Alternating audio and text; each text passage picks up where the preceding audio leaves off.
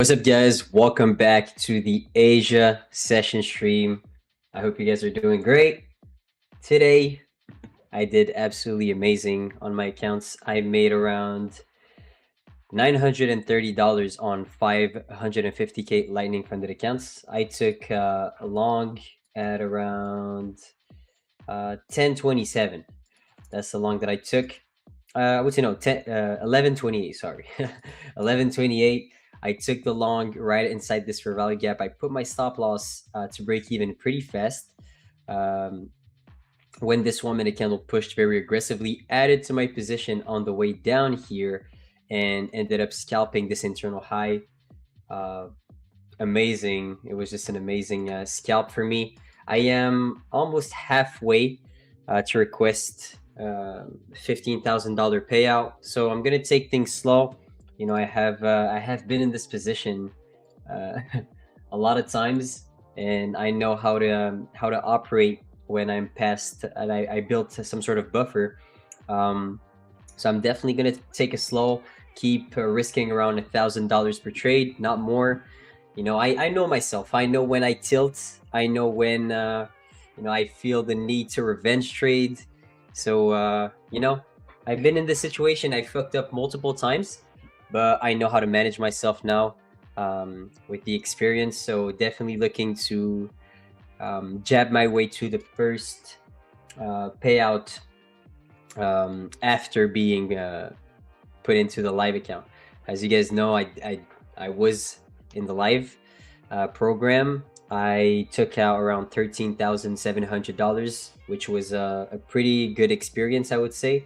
But then I did not have a lot of drawdown left. Went into a loss streak of 3 to 4 trades and ended up, going back to sim. So that's pretty much it for me. In terms of what I'm seeing currently, the market just opened. I didn't really pay too much attention, but just looking at this daily chart, guys, there is not much I can say in order to predict the next daily bar. As you guys can see here, we had a pretty large day on Thursday, and then right here, and Friday was a bank holiday. Then we're seeing the Monday's candle, daily candle right here being an inside bar, meaning that it did not trade above the previous daily high nor the previous daily low. It just traded inside of it, which means that it is a broadening formation, if you can call it that way. If I scale down to the hourly, you'll see it's some sort of a wedge pattern, if you can call it that way. So here means that there was a lot of accumulation within the previous day, meaning also that I can't really formulate any sort of daily framework. Okay. The only thing I can go to in order to find my trade would be a 4-hour chart, an hourly chart, or a 15-minute chart. That's how I would do it. So if I go on this 4-hour chart here, we had a very, very good close from the 10 all the way to 1:59 p.m. 4-hour candle, sweeping. Let me go here, sliding a little bit, sweeping the 6 p.m. high here, okay, the Asia high, closing back within the range bearish. When I saw this candle at 2 p.m., I was like, okay, there's a pretty big likelihood of us, going down and potentially wiping out 7-4, and maybe even find some sellers below that and close strongly to the downside on the daily chart. But you can see here, we ended up pushing very aggressively right at that candle closing. 2 p.m. is 2 p.m. is definitely tricky. I won't lie. Sometimes the 2 p.m. candle is not the best to trade. A lot of fake outs within those candles. So I would say in general the 4-hour doesn't give me much context, also because I was bearish within the last 2 hours of the day, but ended up being an inside bar also, meaning that we didn't trade above the high or the low of the previous 4-hour candle, meaning also that it's an accumulation phase. So then it doesn't really give me enough confirmations in order to act on it. So now I have to scale down to an hourly chart, and here there's not much I can see too. Again, the only thing I would basically I would need to see how we are reacting to those higher time frame levels. So we see here, we just opened up.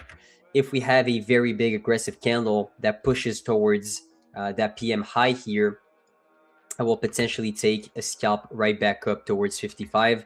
I would need that first hourly candle at 6 p.m. basically that closes at 6:59 to be very aggressive and to the upside, so I can predict that the next bar, so 7 to 8 p.m. candle, would also be bullish, and I would position myself as a buyer. So that's what I'm seeing currently.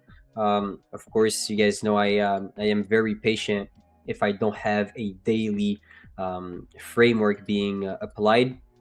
Just to note, in terms of framework, in terms of how do I see the market, it's very important to note that Friday's candle, or depending if there's a bank holiday on Friday, I don't use my framework on the daily when we have the weekends. The reason why is because usually there's a lot of news that are dropped on Friday night, not Friday night, but on, yeah, I would say, yeah, absolutely, Friday after the market close. And those catalysts will have an impact on how the Sunday will open. And let's say here, if you just take into account my my framework, okay, you see here, let's start with all the previous days, okay. Right here, you can see we had a very big, aggressive, bullish candle. I'm pretty sure we took the longs back towards that internal daily high. We were able to catch a scalp here when we were during the Asia session. Then right there, also we took the short during the Asia session back towards that daily low. Once we saw this, I'm like, okay, next candle also is going to be bearish from the aggression formed and the gap that we disrespect to the left. So here you see, when I look at those candles, they tell me a story. Wicks through the damaged bodies tell the story. If that candle closes bearish, I'm anticipating the next candle to also be bearish. I'm never trying to fade those higher time frame closures. And what most people will do is that they will wait for the sweep, the shift, and they will enter. What I like to do is I like to wait for the shift, and then the shift to get invalidated, and just follow my previous candle and ride the trend. So here, another candle pushed down very aggressively. You could have easily taken some shorts, and then this candle closes back within the range. We have an unfilled gap right above me. Right there, it's a Wednesday. Boom, we fill the gap, closes bearish again. Predict that this next candle is going to be bearish, and then comes Friday. You see, now Friday closes bearish, but I know I can't really take into account my framework on Friday, because there is going to be potentially news on Friday after the market close, and the Sunday opens is always weird. Okay, so then here I disregard it. I just trade. The Mondays are usually accumulation phases, or you would want to scalp a little bit more rather than taking a trade based on the daily. And here you can see framework disregarded. Friday, Monday opens up, drives higher. When I see this big engulfing candle, what am I expecting from the market on the daily? I'm expecting a bullish bar to get put into and basically trade back into 69 here, which is that most recent high. Next bar opens up, drives higher. I had the same bias right there. I was absolutely bullish on Tuesday, which I was absolutely wrong. That candle ended up closing bearish without wiping out the previous daily high.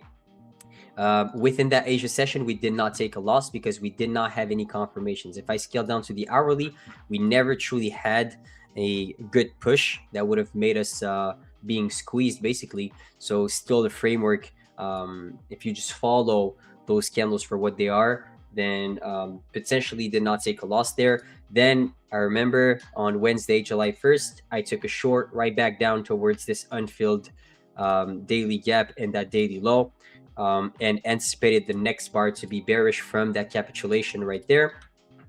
Boom, big bearish candle. Thursday closes. Friday, there's no there's a bank holiday, and on Sunday, like I said, you never want to take the framework if you open up on Sunday. So here, no, I would say no daily bias, especially now that we see the open. It got disregarded. meaning that this next bar did not close bearish like I would have wanted to, and it closed as an inside bar. So here I need to scale down to those lower time frames in order to find a good setup.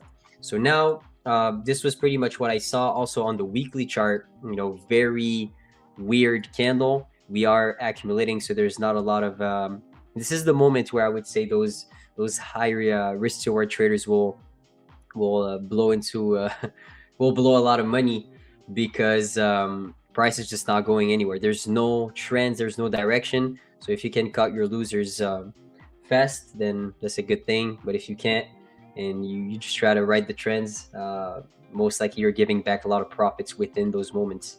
So weekly chart, inside bar, like I said, very hard to say. Daily chart, inside bar also. 4-hour chart, inside bar also. Now hourly is the only thing I can potentially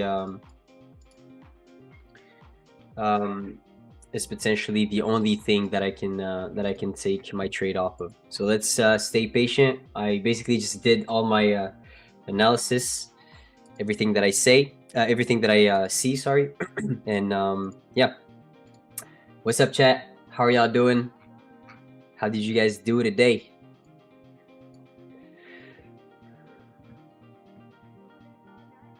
Amos, please look into why I have not received my giveaway that I won 2 weeks ago. I'll check. I'll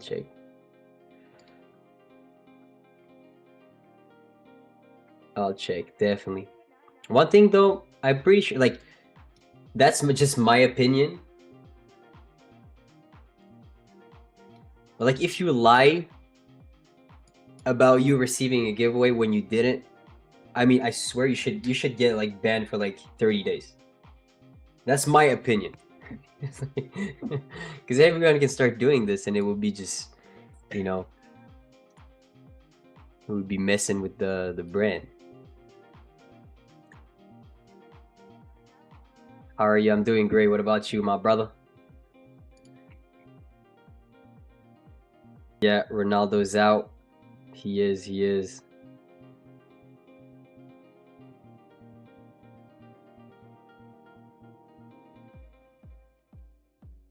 My boy probably watching that soccer game right now. What soccer game is there?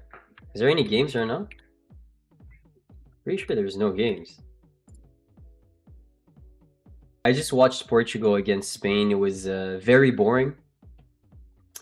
And what is there? At 8 p.m. there's USA Belgium, which in my opinion is going to be a better game for sure than Portugal Spain. So I'm going to watch it. We might not be able to watch the first 30 for me though. I'll have it on the side potentially.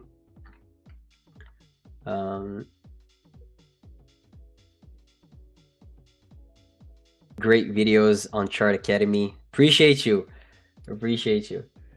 That Chart Academy video definitely is fire. Absolutely. We went there. We went to Miami. Me, Miriam, the manager, manager Brandon, and Brett cooked up in like 3 days and went back. Shit was amazing.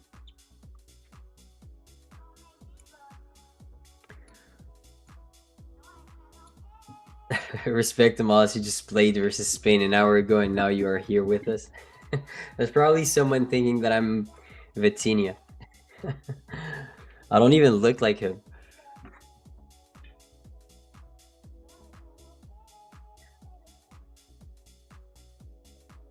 I like how you trade. Thank you, brother.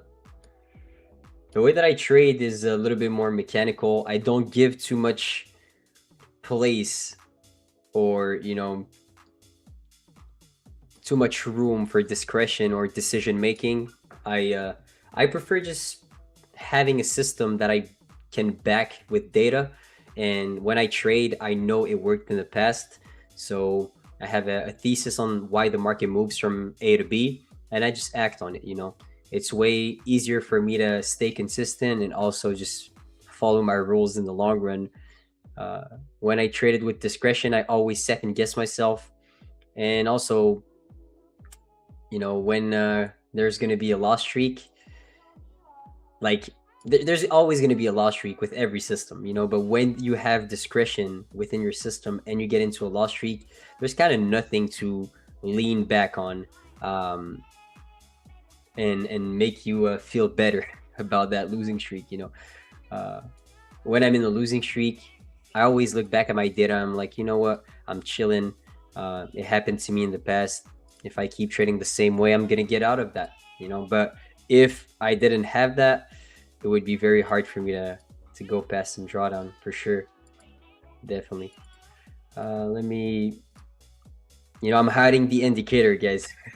I'm hiding the indicator so I don't get the question. Nah, I'm joking.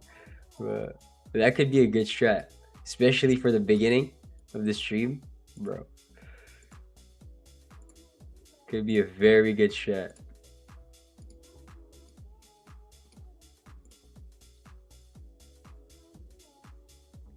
I'm currently looking for shorts, anticipating the daily candle sees the low before we head back up. Okay. Is there anything that you're basing your trade off of on, let's say, like why do you have this thesis? Why do you think it has more chances of seeing the low than the high?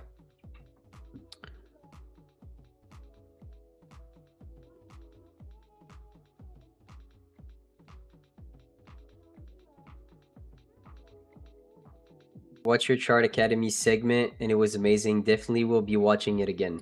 Let's go. I definitely said some things in that Chart Academy segment that I never said before. That's the thing. It's like I went to the Prop Firm Trader podcast, which was amazing, and I, you know, I definitely did. You know, it was definitely amazing. Also, amazing content, amazing, you know, video in general, which is, I think, yeah, they posted it today. So if you want to see a breakdown of that, of my trading strategy, Prop Firm Trader just dropped it. And I would say, like, I looking back at it, I knew exactly what I said, and there was some few missing pieces that could have added a little bit more value to the framework in general, which is what I stated in Chart Academy. So yeah.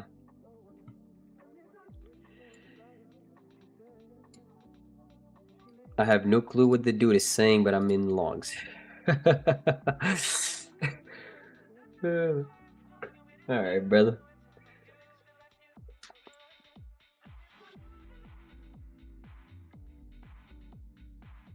How are you, man? I'm doing great. How about you, Roey? You're a beast. Thank you. Thank you.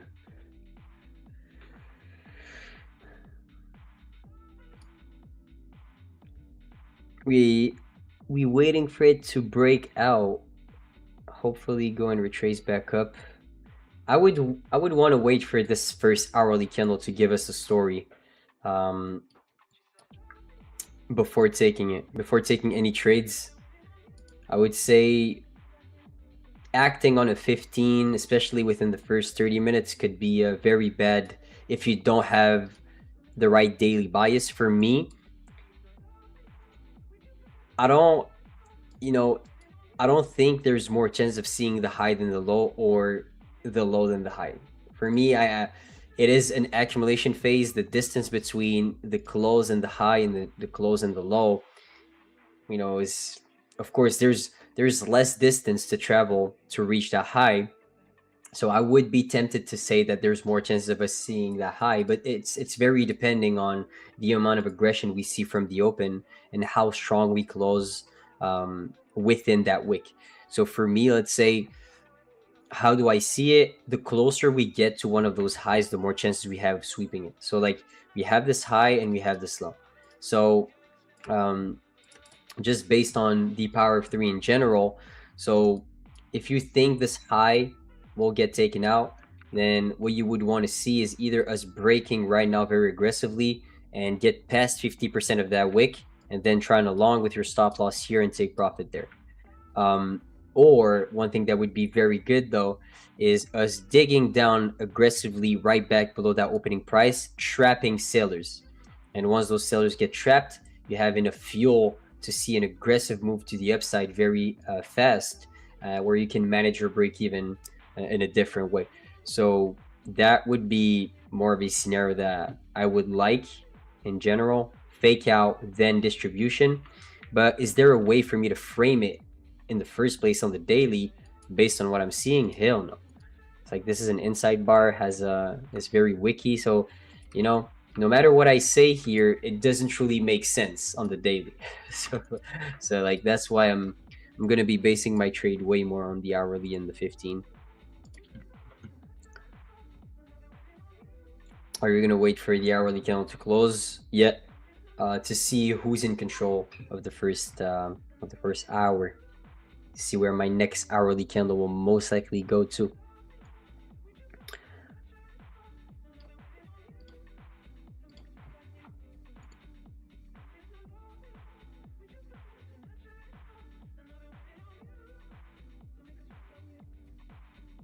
Let me see here.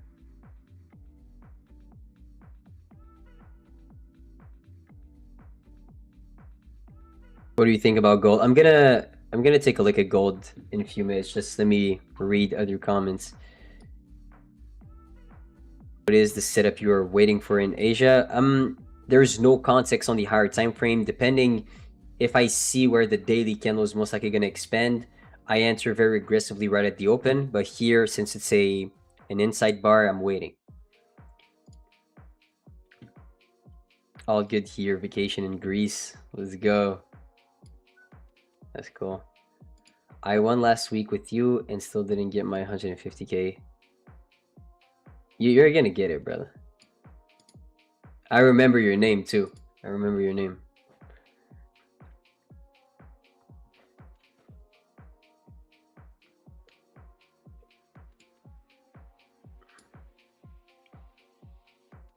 I feel like it's going to be France versus Argentina again. I don't know. With the last Argentina's game, I don't know if they're going to go that far.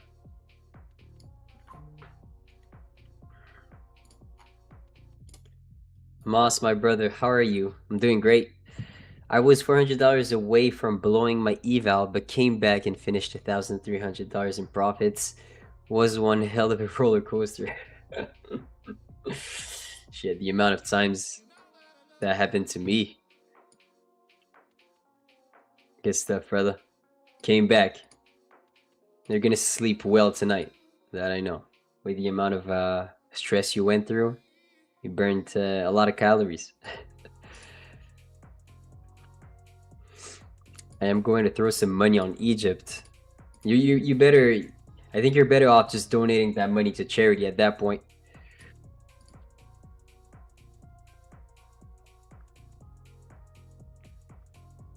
What is the biggest loss you took? My live account in one day lost $6,000.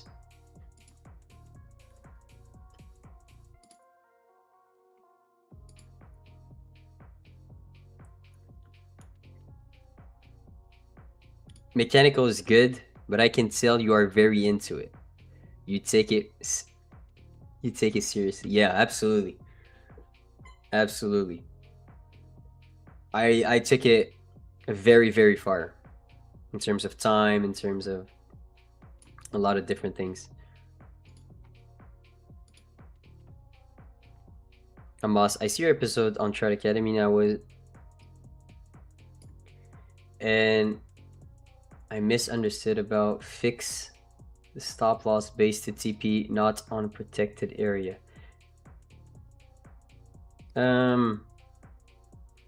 Because protected areas are not a true concept necessarily. Like, I'll give you an example. What I say in the Chart Academy segment is that, let's say you have a gap. I'll just show you an example right here, okay? I'll show you this example that happened today. Let's say this one, okay? You have an unfilled gap right above you, okay, on the 15. And then you go on the 1 minute chart. So that's your let me just get rid of this. Okay, you have an unfilled gap above you. Okay, and that's your target, basically. Low volume area, you think it has more chance of seeing that gap than the low within this range. Right here, let's say one thing that I said in the Chart Academy segment is that I look at something called the distance between the gap and the up wick or the down wick of the current candle. Okay, so let's say here the distance between the gap and the low of that candle is very different. So there's a bigger you have it's a way bigger distance, okay, to get drawn into the unfilled gap than the internal low, which means that in terms of just blatantly entering off of the framework, you don't have a lot of chances of winning.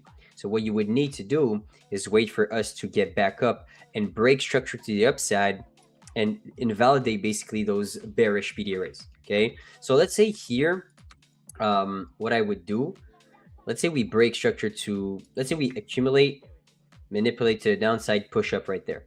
So one thing that I say is that I always put my take profit, I always put my stop loss based on where my take profit is. Why? Because I try to let a lot of room for my trade to play out, and I don't look at lows as being areas where we should not revisit.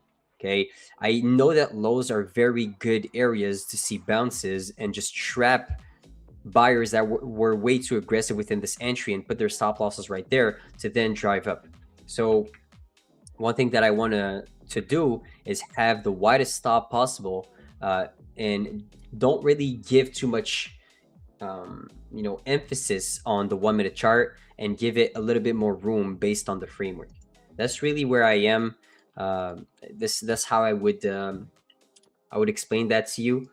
So I give more importance to the general bias and to being right than having the best risk to reward, because in my opinion, those lows that you put your stop loss below or the high that you put your stop loss above is a very good area to enter in the same direction you were currently, or you were just before within your trade, just before you got stopped out. No, especially on this such a liquid asset, you need to let some room for your trades to go to run to your take profit. You can't have a super tight stop loss, in my opinion. Mechanically, it will work for 6 months until it doesn't, so that's why I prefer having an approach where it's of course it's not going to be the best risk to reward. It's not necessarily going to be the pinpoint perfect entry, but I know price will be attracted to that area eventually within the next 15 minutes, within the next 5, within the next 10. That's really where that's really how I do things. Okay, do you understand, my brother?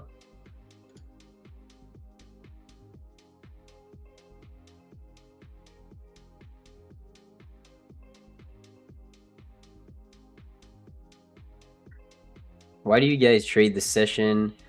Is it out of pure compulsive necessity to be trading at all times? Or are you actually located in a different country from the USA? Why do you hate me for my love for the game? Nah, but we're doing a stream. There's a lot of people that cannot trade the New York session. Okay, a lot of people have different lives. A lot of people have different responsibilities. So some people can only trade the Asia session, and it's good to have someone with them, vibing. And I also like to trade the Asia session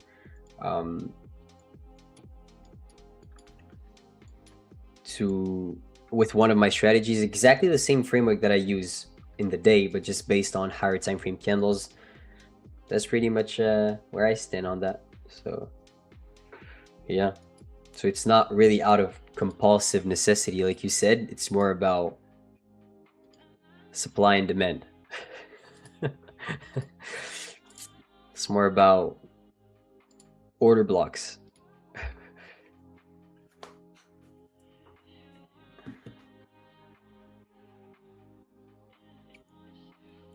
I know your strategy is the best with minimum risk, but honestly, I do not understand it. Can you try to explain it? Especially, I do not have a long time experience in trading. If you don't have a long time experience in trading, it's going to be very hard for you to understand it, especially since it's so mechanical and it requires a lot of things to happen before you actually enter.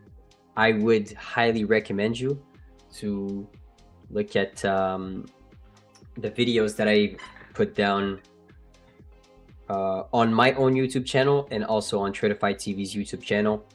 And you're going to be able to have a very good grasp. But basically, there's two things that I do. First thing, I look at unfilled gaps in order to scalp them. And second thing that I do is I treat my higher time frame chart exactly like if it was in a 1 minute chart. Let's say I would look at an hourly chart and I would say, okay, if I had to predict where the next candle will go, basically I would just look at an hourly chart or a 15-minute chart. I would be like, okay, what is the likelihood of the next candle to close bullish or bearish? And I am looking at this chart exactly like if I was trying to predict one singular 1 minute bar on the chart. And if I know exactly that, okay, we have some pretty good chances of seeing the next candle close bearish or the next candle closing bullish, then I try to position myself in that way. Let's say here, from that rejection and how we closed below the opening price of that previous hourly bar, this is exactly the reason why I tried to short with you guys during the trading floor. I waited for this low to get tapped into, accumulation below that low, us pushing back above the opening price of that current candle, tapping within that 25 area.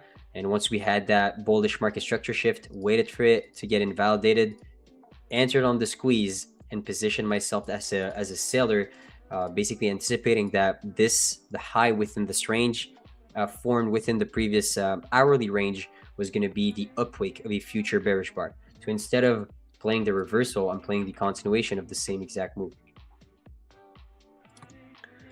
Yep.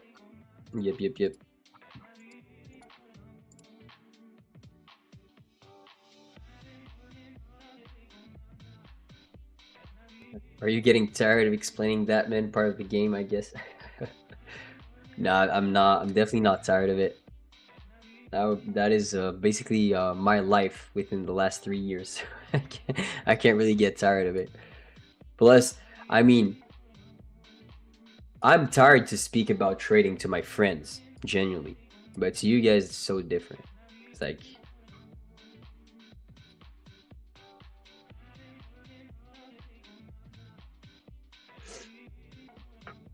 yes, your segment. Wait. Yes, your segment was in much more detail than what you give in the live stream. Absolutely, for sure.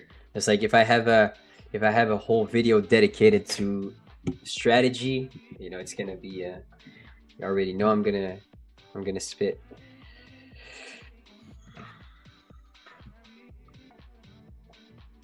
I have been watching some games for sure. Yeah.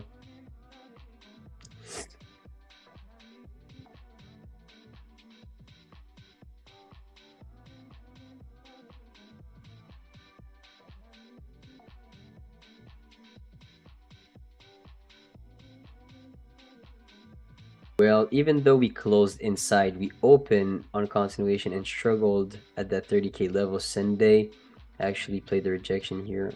Okay. Let's see what it does. I would prefer waiting for that candle to close and then trade it with it.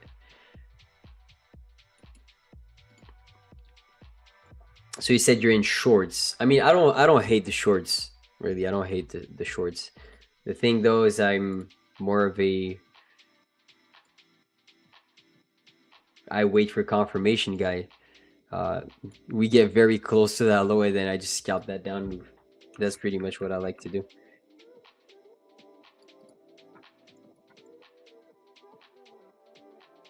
So yeah.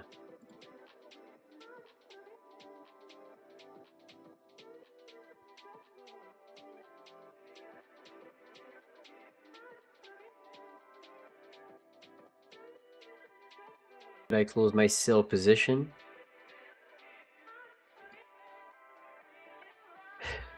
If you ask me, you know what to do.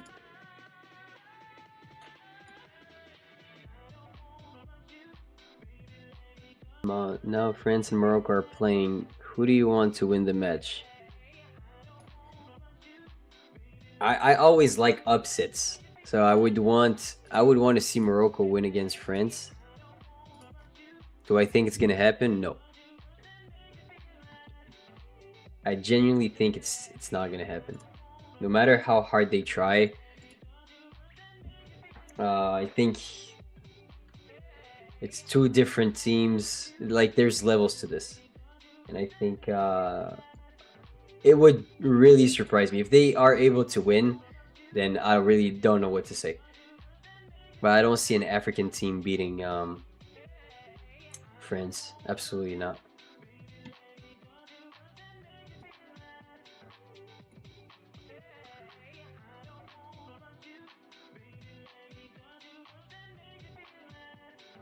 What's up? Trey's like a girl. How are you doing?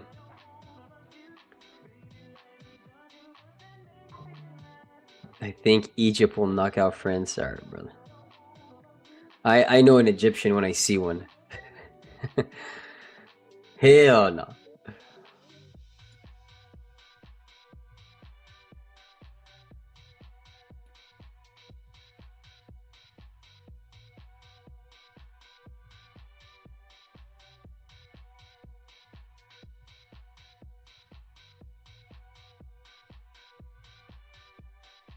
What is your YouTube? It's Amos PFT.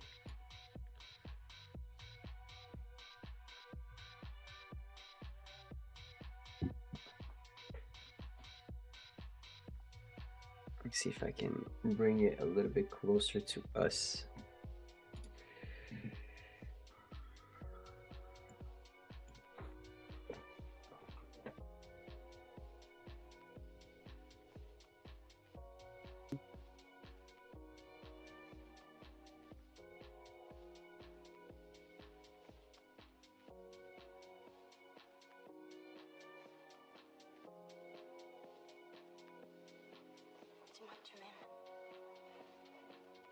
Bro, there's so many soccer fans here. Are you guys true soccer fans, or you guys are just hopping on the wave of the World Cup? Because I am, like, I play soccer, but I don't consider myself being a soccer fan at all.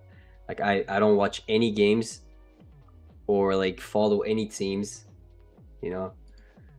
So, you know, I definitely do hop on waves, Champions League waves, African Cup. I just hop in when there's a big tournament. If not, hell no.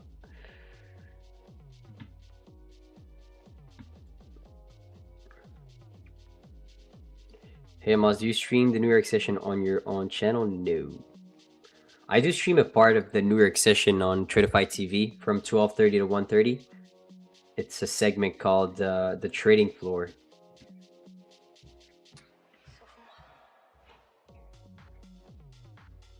Let me take a look at gold while we speak, because that open is so weak.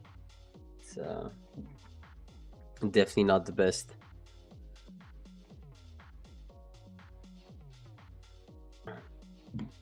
Let's take a look at Goldie.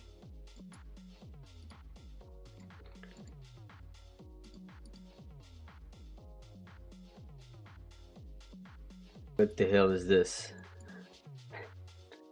Okay.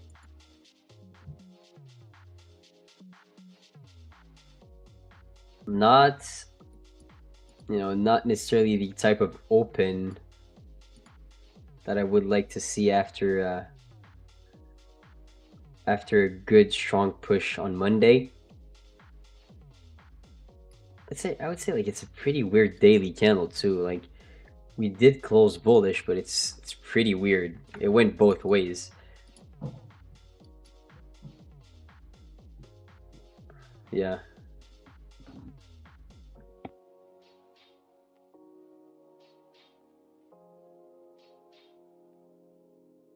I mean, here, the thing is with that daily candle is that, yes, it did close bullish, but it created something weird. It opened up.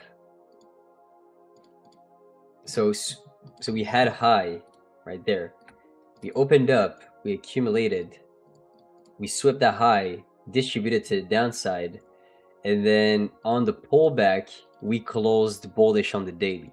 But that doesn't look like a daily candle that wants to push to the upside.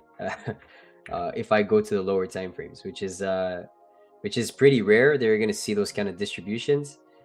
Not pretty rare, I would say. You see them here and there, but that would be a moment where I don't really give too much emphasis to like the fact that it's bullish, and I would want to see the next one print to the upside too. It's like, this is a bearish structure for me. It's not, the daily doesn't give me too much cues. So then scaling down to the 4, we have a 4-hour gap.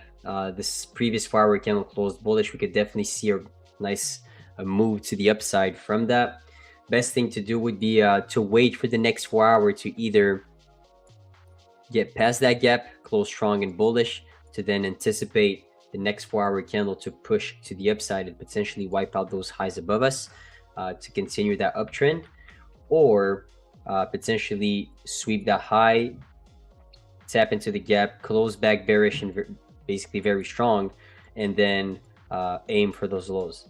So anything within this range currently is a prediction. So you see, even if I have some sort of read, okay, the 4-hour closed bullish, we could definitely see that, you know, deeper within this gap. It's like it's lower probability. So for me, nothing that jumps and would tell me that, okay, I'm seeing price going there. So it's pretty much the same kind of action that we're seeing on NQ also. A lot of accumulation, not much direction. Let's wait. Hopefully this session is not patched, chat.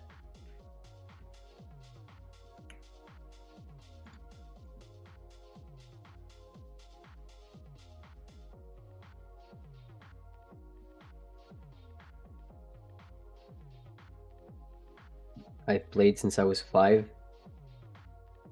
Okay. Of course not. You're using the word soccer. Brother, where I'm from, it's called soccer, all right? Because if I say football, people are going to be like, they're going to assume it's American football.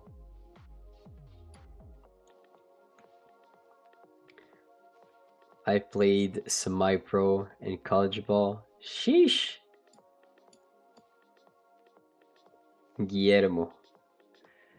That's just with your name, I know you were moving. What position were you playing? What do you think about Haaland? A very good player. Definitely the type of center forward you want in your team, like a tall, big, fast guy that, you know, is just a train.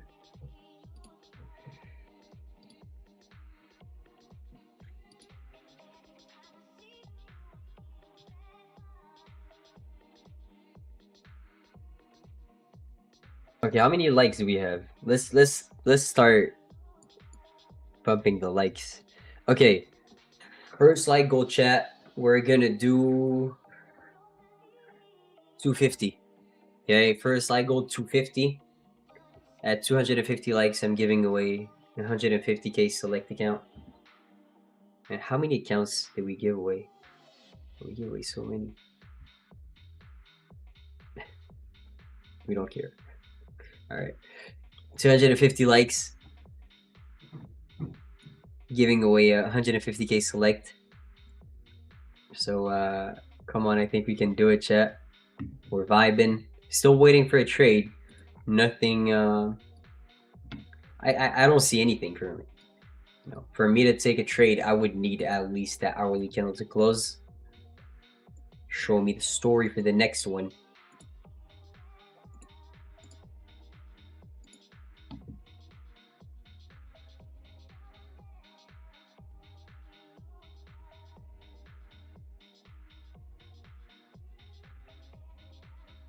Mexico looked so good last night. Was such a fun game. I watched like 10 minutes of it. I watched a recap, but I was in my soccer game, and yeah, ended up losing that soccer game 4-1. I mean, it is what it is. Can't do anything. Played well though, but you know, you win some, you lose some. In soccer, basically, like once the goal difference is starting to be too big, like there's nothing you can do anymore. Like if you if your defenders were slacking on some fast breaks, I would say, like that's how I call it. That's how we call it in English. Not in English, but in basketball, fast breaks, like the counter attacks. It's over. It's over. If it's like 2-3-0, it's over, and it was the case. So, yep.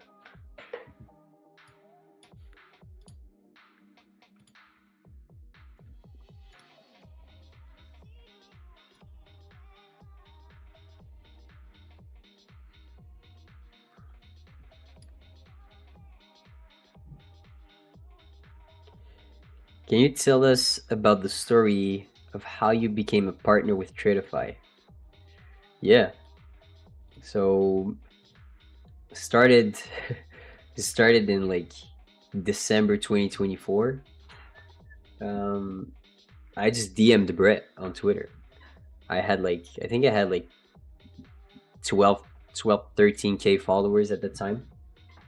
DM'd the CEO of a brand new firm. It was brand new.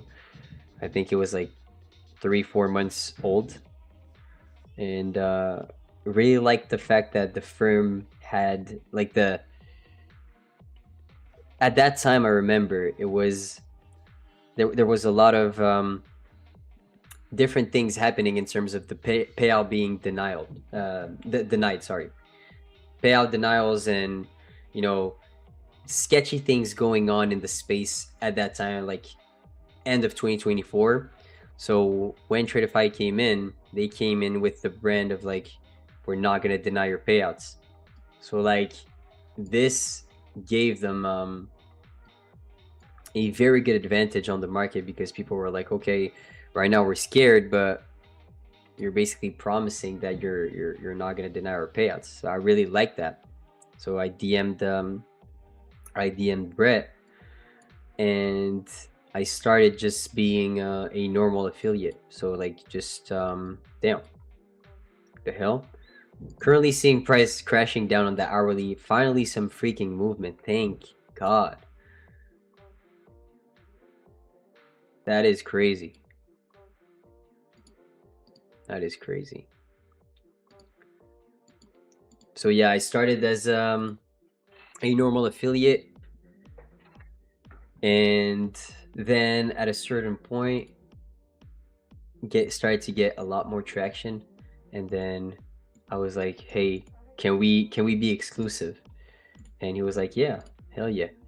Then after that, met the guys in the first meetup ever, which was in New York City. Amazing meetup. Had to meet with all the other people on the team, and yeah, from there, just put my head down, worked, stayed loyal, and had the chance to do more for the team, you know. So that's pretty much how it started. But you're gonna hear that story in the podcast for sure, more in details. Definitely.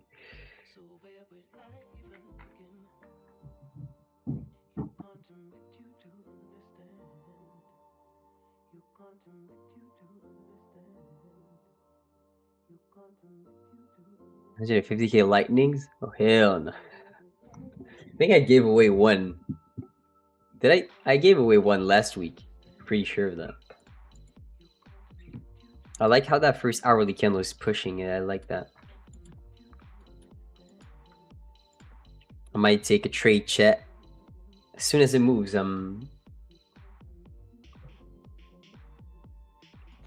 finally know what to do. Yeah, absolutely, a big tick trader.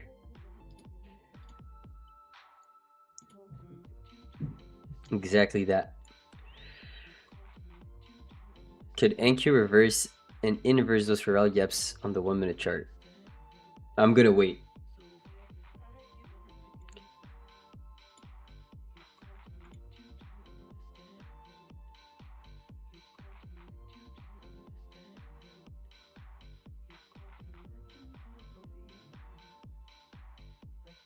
So I like the strongness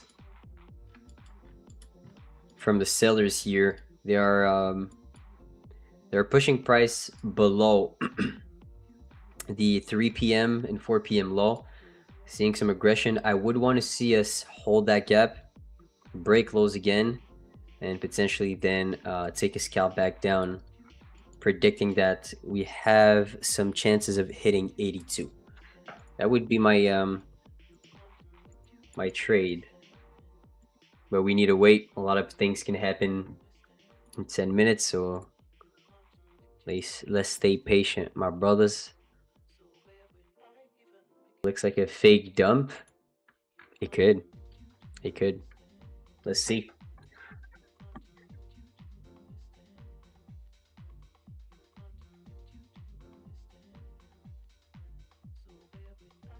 The light goal is 250. So we are currently at 182. All right, chat. So let's hit 250. And at 250, I'm doing the 150K select account giveaway.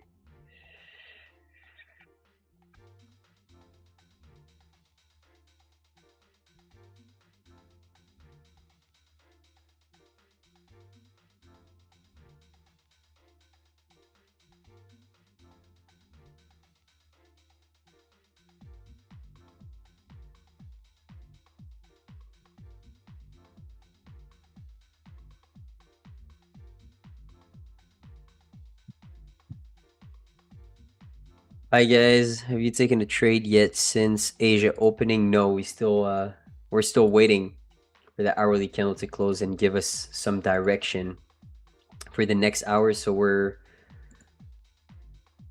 I'm definitely thinking about building up some shorts, depending on the strongness here of those sellers. Gonna be waiting. Don't want to engage in a bad trade. We're currently 12-3, chat, by the way. In this session, within the last 15 trades we took together, I won 12, lost 3. So that's definitely oh shit. There's a little no way there's that.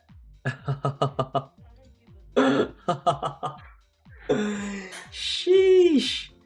Nah, that's fire. Damn, okay, that's fire. Holy shit. Damn. Okay, I better freaking never lose from that. Imagine if I have like a 12-3 stat. All right, we're currently at 211 likes. We need 250 for the giveaway. Currently seeing some good pressure to the downside, so looking to get into a trade soon if we can.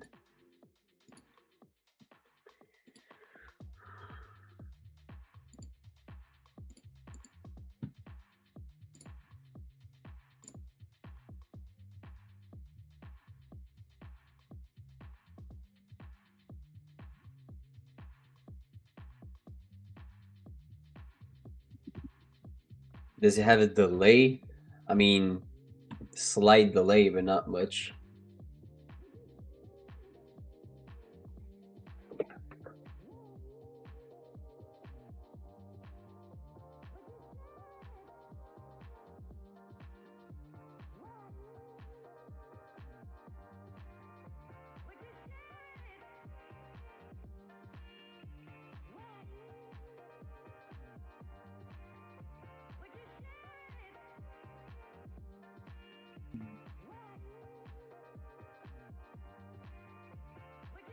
6-7 second delay.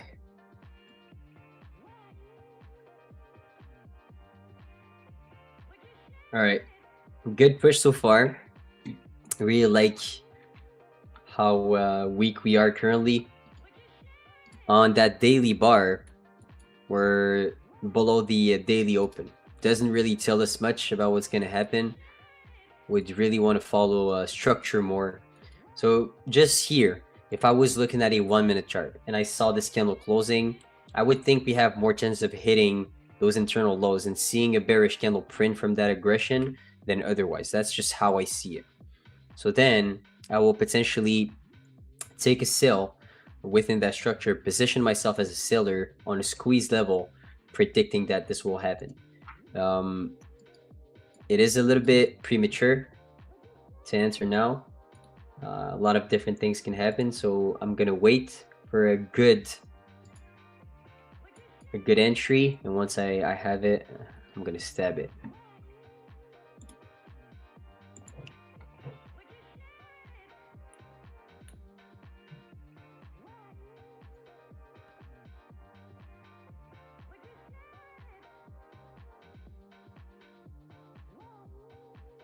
Asia session is the best. New York session is too violent.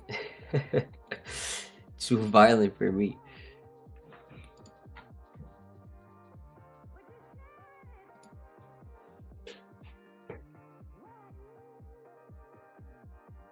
Do you believe in low resistance liquidity run? No. I don't really believe in any of those concepts but mine. Because there's a difference between a concept and any strategy, you know. Concepts are just concepts to explain whatever happened in hindsight. A strategy is what makes you money. You know, take profit, stop loss, entry, how much you can, you know, take that trade over and over again and still make money. That's really where the, you know, where I draw the difference. So for me, LR or like equal highs, equal lows, it's too subjective. How many times are you going to see those levels not being taken out when you have them and you create your entry model? Way too much. So that makes it not an edge. That makes me not believe in that concept. You know, that's me in general. Of course, doesn't mean I'm right. Doesn't mean I'm wrong.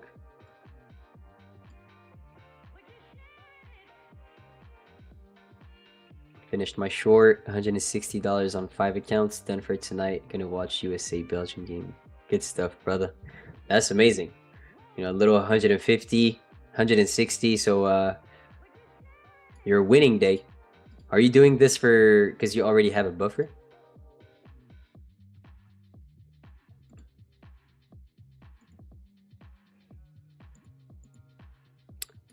What a crazy push.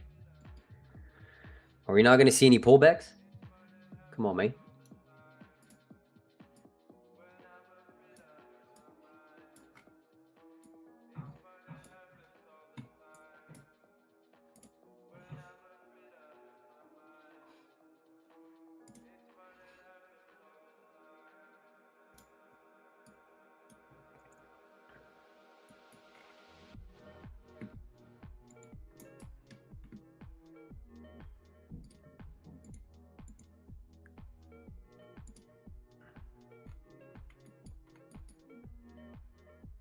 That is so... That's a tough scenario.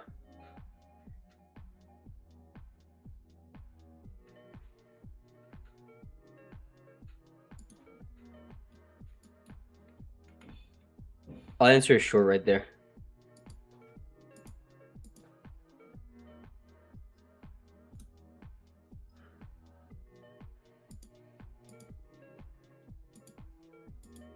Could bounce immediately from there, but I don't care if I miss it.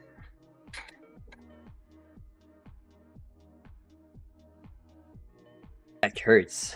Too much bench press. Ah.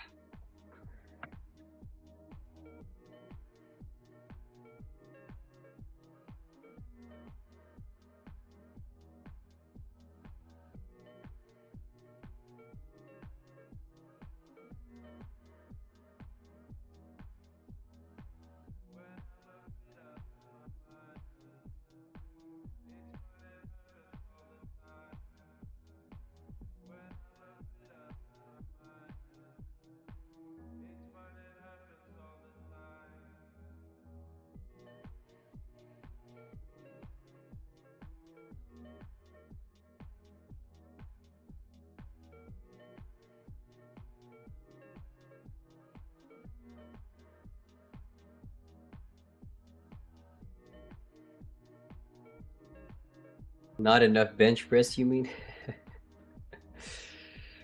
I have a sleeper build, brother. Don't force me to take off my shirt on live. All right, brother.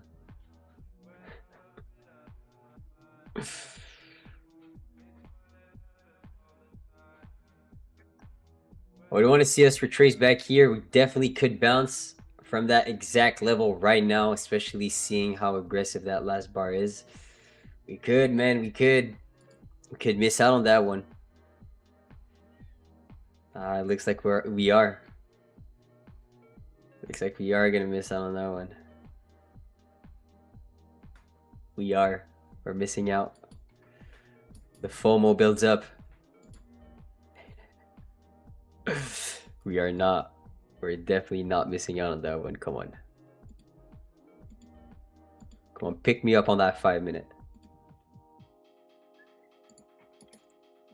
I'll put my limit order exactly at that 5. It's gonna be better. So then I know I'm not gonna be a dick for a tick here.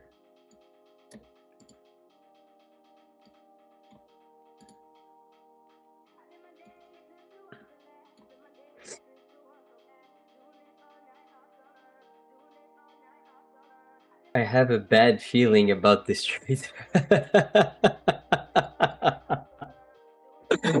Bro, don't kill me right there, bro. Shit. Start with the good vibes, bro. What the fuck? You do whatever. Bro just killed me. He's like, I have a bad feeling about this trade. We're currently in shorts, chat. Really like that potential opportunity. I will definitely manage my risk in a different way depending on the amount of aggression we're seeing right from the entry. If we do end up putting an internal high within this range, which is, it has a lot of chances of happening, and then crashes back down, then I will drag my stop loss from being at 43 all the way to the most recent high we created within this range. So yeah, that's pretty much what I'm seeing right there. I would want to see that 5-minute gap hold and us creating new lows back towards 77 with how that previous hourly closed. I would judge that this is just a fake out move in order to trap buyers and then run back down. If I'm wrong, then I'm wrong, and I'm gonna take the loss to the chin. That's it. Pretty much what I'm gonna do.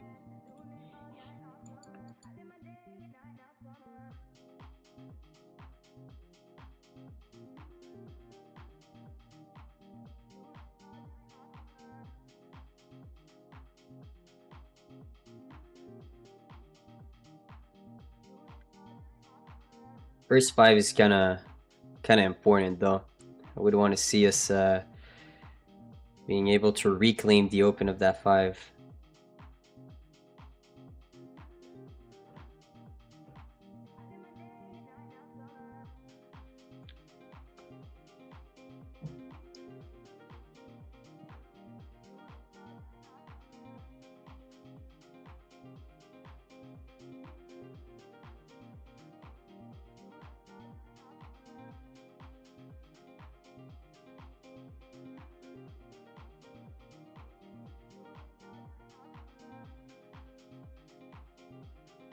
Oh my days. That's a big retracement from that 5.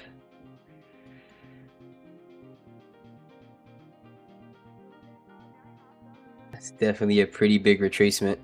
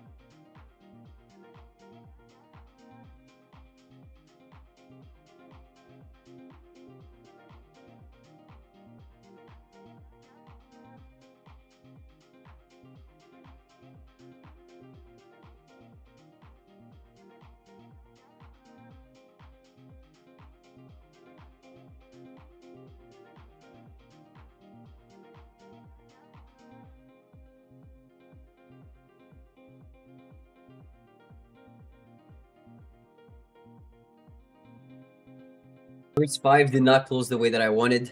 Of course, it's all right. That's the reason why I have my stop loss there. We'll see what happens on the open of the next five. Let's see.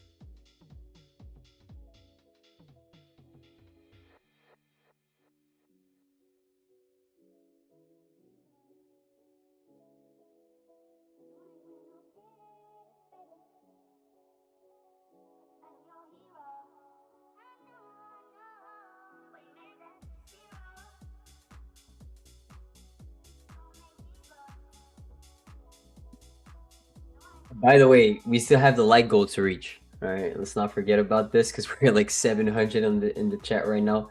At 250 likes, I'm doing the first account giveaway. At 330, I'm doing a second account giveaway. So all big boy accounts, 150k select accounts. So make sure to like the stream.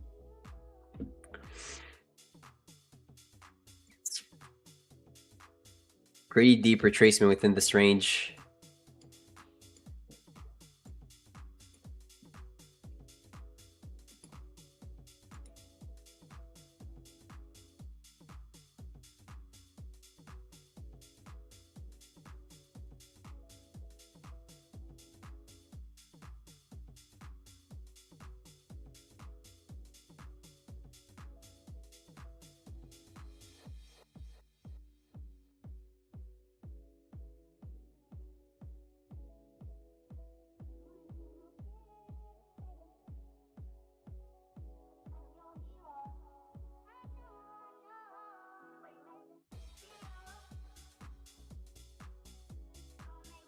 Best thing would be a failure swing from that five. So like us not even being able to grab that 5-minute high and just going down lower.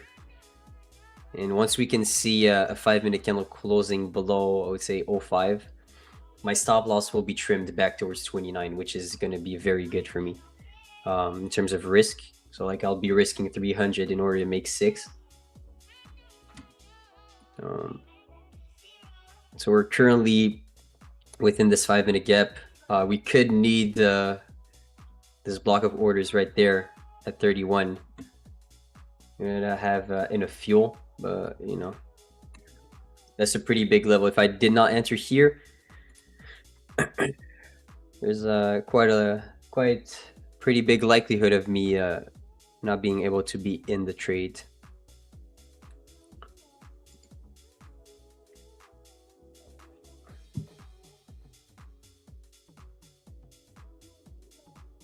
I'm late. Happy 4th. Thank you, brother.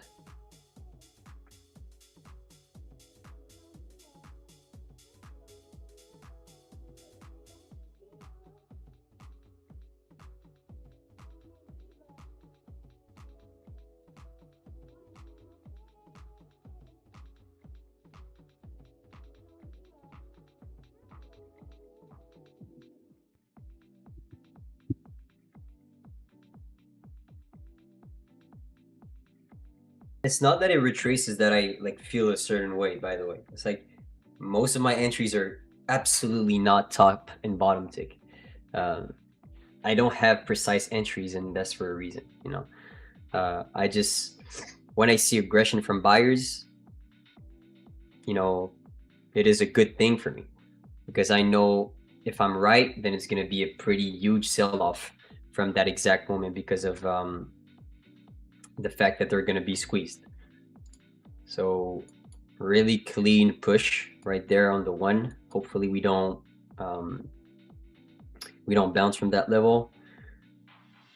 That's the 15. 15 closes in 4. So if that 15 can reclaim, I would say like 900, we're going to be very good to see us flip on that 15 and then create a bearish candle from it. So that would have been just an open high, fake out to trap the buyers, and then run back up. Run back down, sorry.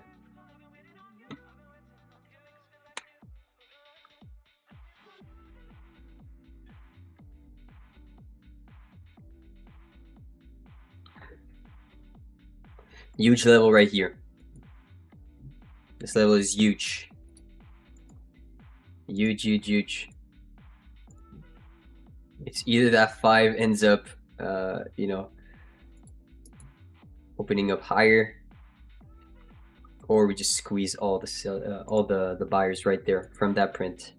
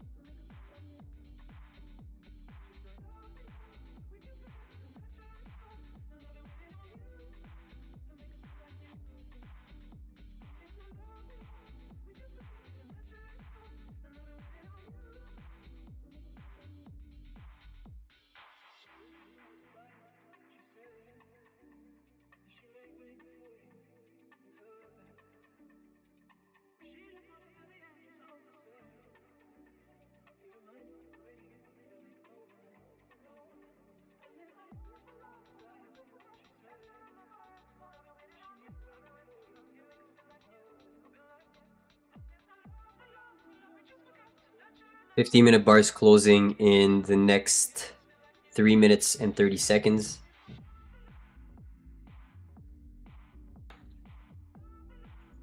Hopefully we don't have a strong close from that 15 and a gap above us. That would be I would be leaning to say that the draw would be the gap before the low.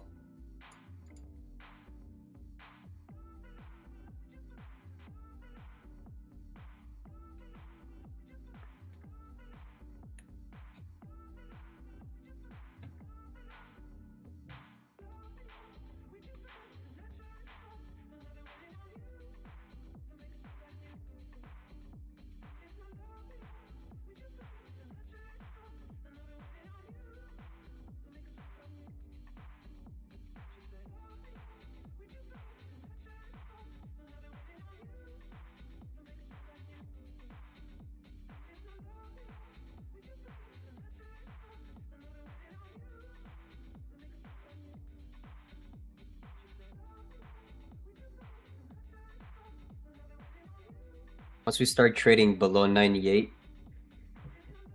if we can, within this 15-minute print, stop loss will be put back at 29.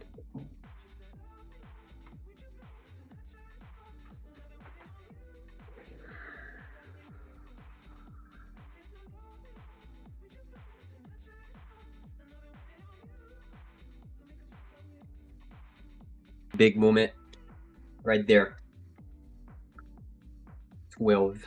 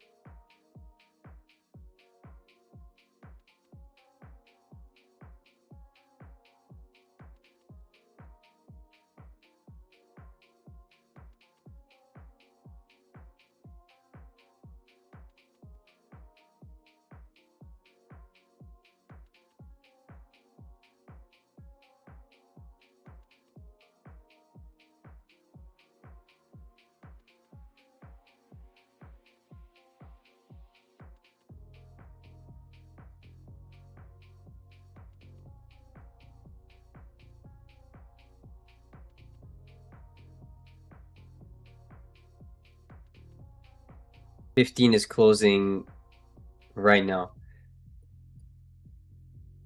Hopefully it's an open low. Dragging the stop loss back above this high. Right at this 15-minute candle closing.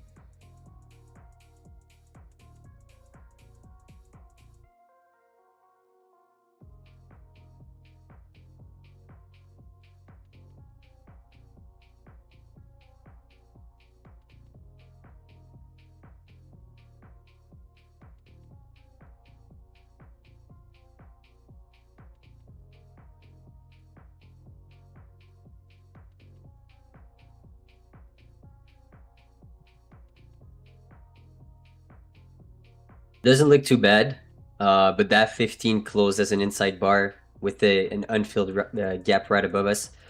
That could be the target if we don't find the aggressiveness that we want below those lows.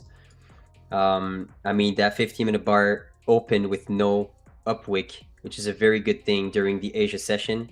Usually I would have that opening price as my target for a quick scalp, but during the Asia session, sometimes those are some very good key indicators that price is very, very weak. Yep. I wish I was in with heavier size.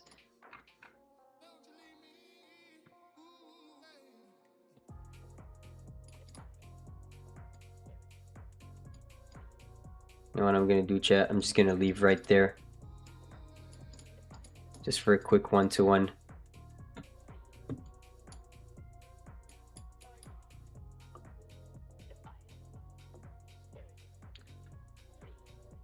gonna put the stop loss back to break even. If we do end up going back to my break even spot right here,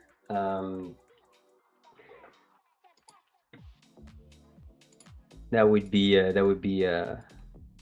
invalidation of my trade.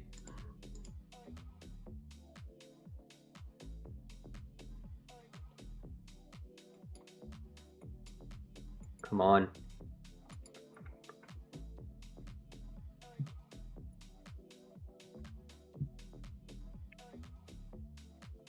Yeah, I'm in one mini.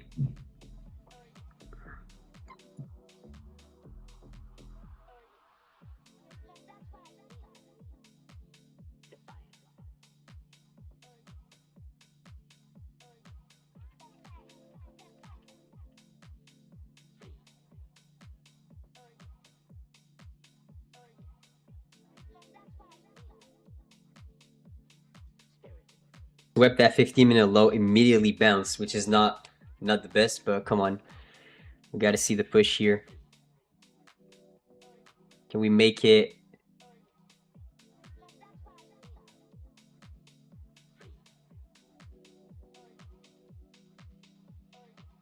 We make it 13-3 tonight. Can we make it 13-3, chat?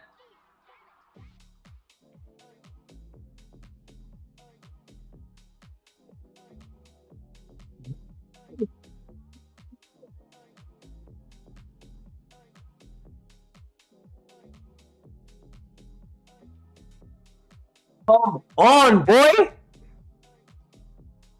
Talk to me nice, babe!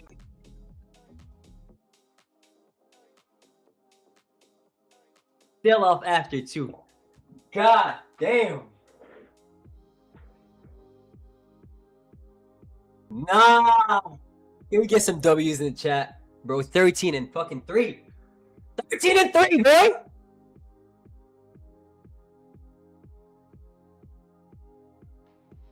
That's what I'm talking about. 13-3, boy. All live. 16 trades, 13 wins, 3 losses. What's up now? Immediate update too. Shout out to the producers. Let's go. Let's go. Definitely a very good trade. Ended up wiping out the, all the objectives for sure.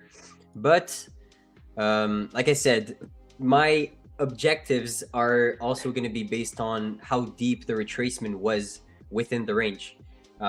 So here we took 19 points of drawdown, I would say, within that range. Once we started to flip, put my stop loss right back above this high. So then, I am looking to potentially trail out faster because we got the initial reaction from that internal high. Of course, you can see here I entered midpoint. Some people would see this and would be like, oh, it was such a free short right there. Of course, it's in hindsight. What I want you to note, though, is like there's a big difference between having a high win rate in a low frequency and a high win rate in a high frequency. If you want to have a high win rate and high frequency, then you need to give up on your risk reward. That's 100,000% certain. You need to give up on risk reward, and you need to enter in a sloppier way in order for you to engage into more transactions. But you still need to know what you're doing overall. But very, very beautiful trade. Come on, chat. W's again, man. W's again. Those sessions are smooth as hell. They are absolutely smooth. Come on. Let's go. Hell yeah. Who was the guy? I swear to God, as soon as I entered the trade, someone was like, yo, I have a bad feeling about this trade. I was like, yo, bro, that's the last thing I'm trying to hear in front of 800 people. All right, shut the hell up and let me cook. All right. So yeah, you see, like usually when I start seeing aggressiveness from buyers, it's not a bad thing for me. Okay, because there's two scenarios. It's either we tap into the initial sellers that should defend their positions, or we disrespect them and we generate even more buyers into the chart. And then once they get squeezed, such an aggressive move is ready to happen.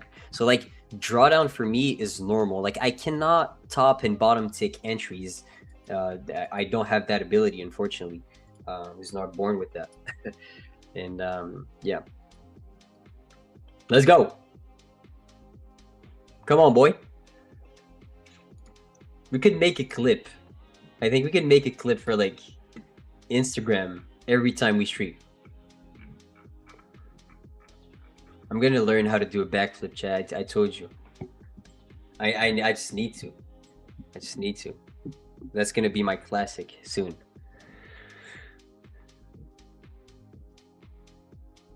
We're currently at 322 likes, 700 people on the stream.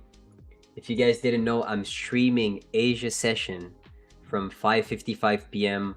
all the way to 8:30 p.m. every single day. Okay, so make sure to tune in. The last 16 trades, I won my last 13. We're vibing. There's not necessarily going to be one trade a day. Okay, of course, from my end, because sometimes the market is definitely choppier, and the daily chart is not giving us the story. So yeah, that's pretty much it. So make sure to tune in into those sessions. I do a lot of giveaways. I give away big boy accounts. That's I don't give away during the New York session, but what I like to do is give away a whole bunch of accounts when I'm in my Asia stream. All right. So yeah, definitely fantastic call. Let's go. they were probably fading you. I mean, that is like, fading me is actually dumb at that point. It is. If you're fading me, you actually want to lose money because you're past your consistency role.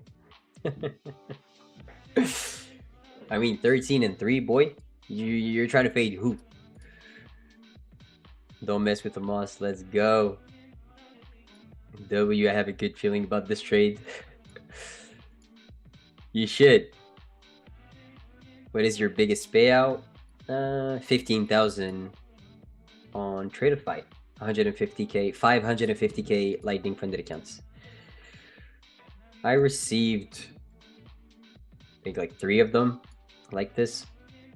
On Tradeify, I'm close to 100k in payouts, just on Tradeify only. Amos, do you only stream Asia? Market open now? No, I also stream on the trading floor, so from 12:30 to 1:30 p.m. East.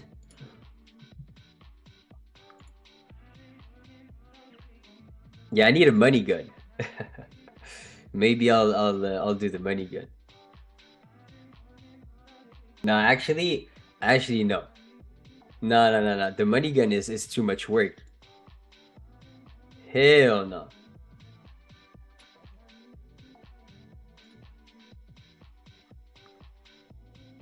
$555 is that new? No.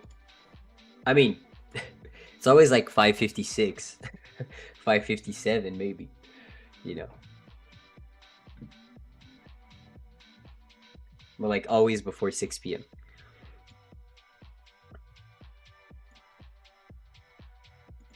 I was in the trade with you and my watch going crazy saying my sitting heart rate was high. Because you saw a shift on the 1 minute chart and you were like, okay, we're cooked. That's usually what I want to see. So 345 likes. Okay, the next like goal, if I want to give away a third account, 350k select account, would be, we're 670 people in the chat. Let's do 450. Let's do 450, chat. I think we can do that. Definitely easy with the amount of people that are in. So 450, we're currently at 355. Come on, chat. So if you have any questions regarding anything, you know, psychology, strategy, vibes, you know, anything, ask you right there. Because we just took a trade and it would be very dumb for me to take a trade right after that win within the next 15 minutes. The one thing that I will say though, just view this right there. If you had to predict on the 1 minute chart what was going to happen, would you think that there was more chances of us hitting 75 or 70 in general, or the high within that bar? For me, it's easy. I am predicting that the next candle will be bearish. So even shorts, like even right now, we went down first and then we popped back up. Even if we pop back up, if we can reclaim that opening price, it is still a very good trade in my opinion to catch those shorts, you know. So there is plenty of opportunities to take within those sessions. You just have to wait for the right timing though. That's the thing. And also not try to top and bottom take the market, because here, if I did try to put my, you see, I think I just had a question like 15 minutes before. And he was like, why don't you put your stop loss at above highs or lows? I'm like, I usually put my stop loss in my take based on my take profit, because highs are very good areas to, you know, fake out new buyers into thinking that price is going to break out, and also a very good area to stop out sellers that were way too aggressive on the way down, you know. So like, I know this area could act as a very good bounce area to see some lows. So yeah.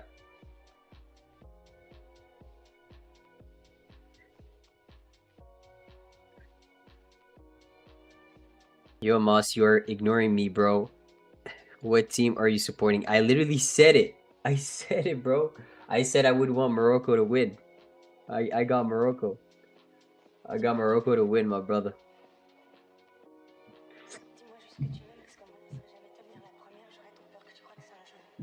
When are you going to do the giveaway?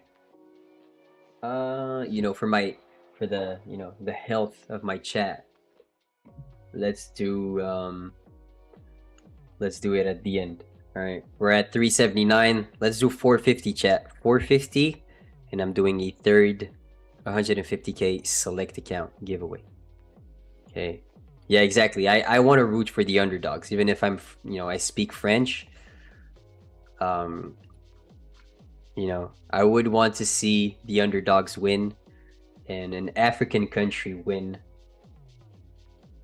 against France. I like upsets. Definitely. How do you answer the giveaway? So when we're gonna reach the like goal, there's gonna be a bot within the chat. Okay, so I'm gonna ask you guys to type a certain word, and once you type it, then the bot is immediately gonna put you in the giveaway, and then it's gonna be selected randomly after that. How's the quality of the stream though? Like the camera, the angle. You know, you can give some comments about my haircut. You know, now I just did my haircut. You see, like I'm mullet maxing right there. Mullet maxing. You know, mullet maxing. Right. I was looking rough last week for sure. My barber got me right. Haircut is fire. Thank you. Thank you so much. I was begging for a compliment. Do you have your own YouTube channel? Yes, it's Amos PFT. My brother.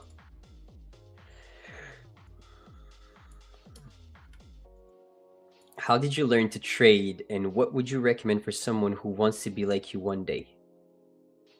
How did I learn to trade? I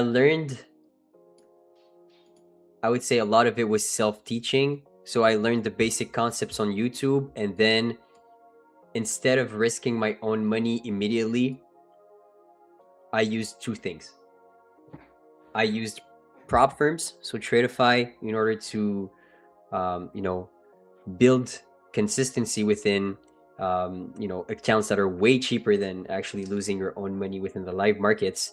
And I spent a lot of time, most of what I can remember in the last 3 years, in backtesting, meaning that I put in a lot of reps just going in the previous price action, what happened in the past, 2024, 2025, and looking at a certain time window. Okay, what happens from 9:30 to 12, 9:30 to 1:30? Well, how did my candle close on the higher time frame? How does it open? What is above me? What is below me? What has more chances of happening? Is that a bearish candle or a bullish candle? And then, you know, with repetition, and I would say there's an aspect of luck, I won't lie, repetition, but of course luck is when you put in so much repetition that you just have a good idea in mind to, you know, add it to the strategy that you're already trading, and then that luck builds up into something real, you know. But I would say backtesting is by far the thing that got me where I am in terms of technicals and also in terms of psychology. I think I like there, but in terms of psychology and technicals, I would not even be close to the level that I currently am if it wasn't for backtesting and you know, putting a lot of reps into previous price and trying to be mechanical with it. Also props for sure, you know, not putting my own money at risk and playing off with that leverage. But it's like I'll give you an example, truly, okay? I believe if you truly try your best at anything that you do, you will get pretty decent at it. If you truly try your best, like truly, and not claim, but like truly try your best, there's going to be a point where you get decent at the thing, or pretty good. You have a pretty good understanding. So it's about the overall approach. Some people would say that it's not required to backtest. I think it's quite the opposite. I think, let's say, if we can compare that to any other games in the world or any other sports, it's like if you box, even if you're not someone that is too, I would say, athletic, if you do boxing for 3 years straight, every single day, at a certain point, you will have a good jab. You will have a good cross. It is undeniably going to happen. But it's the same thing, but in trading, the thing is that you're already fighting against whales and people that are very good at what they're doing. So like, if you don't back this, then you're not necessarily going to learn from the live market, because the learning curve is too, like, the skill gap is too high. It's exactly like playing a soccer game against like friends with my current level of soccer. I am, even if I was going to play against them every single day for 5 years, I would not get better. Why? Because the skill gap is too high. It is too high. So even if I show up every day, it's not about showing up. It's about building slowly and having things to grab on that will, get you better. So like, backtesting is one of those things, because you can learn from previous price action without actually truly putting your money at risk. But it's the same thing for me. Like, let's say you're, for some people who play video games, you're gonna understand.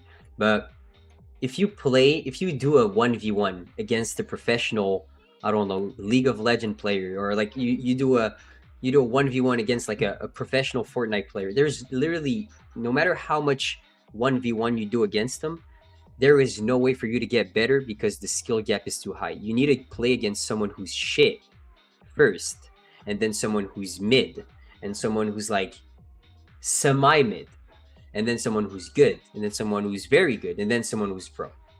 It's exactly the same thesis. It's like, if you go immediately right to the market and just try to understand it from that perspective, the skill gap is so high that you'll never truly understand why you're doing things. Hopefully what I said resonate with some of you guys, but that's truly how I believe things should be done, and I think if you saw my podcast, you understand my take on that. What is PFT stands for? Pockets Full Trading. It's the name of my community. Pockets Full Trading. Yeah.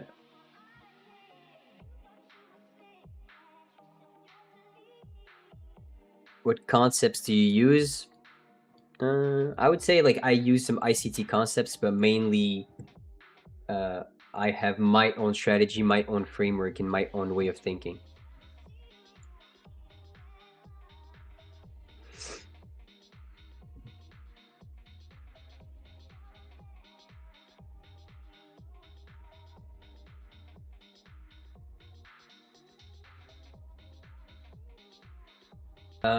Let me come back in like 15 seconds. Gotta go to the bathroom. But ask me some questions, chat. Definitely some very good ones.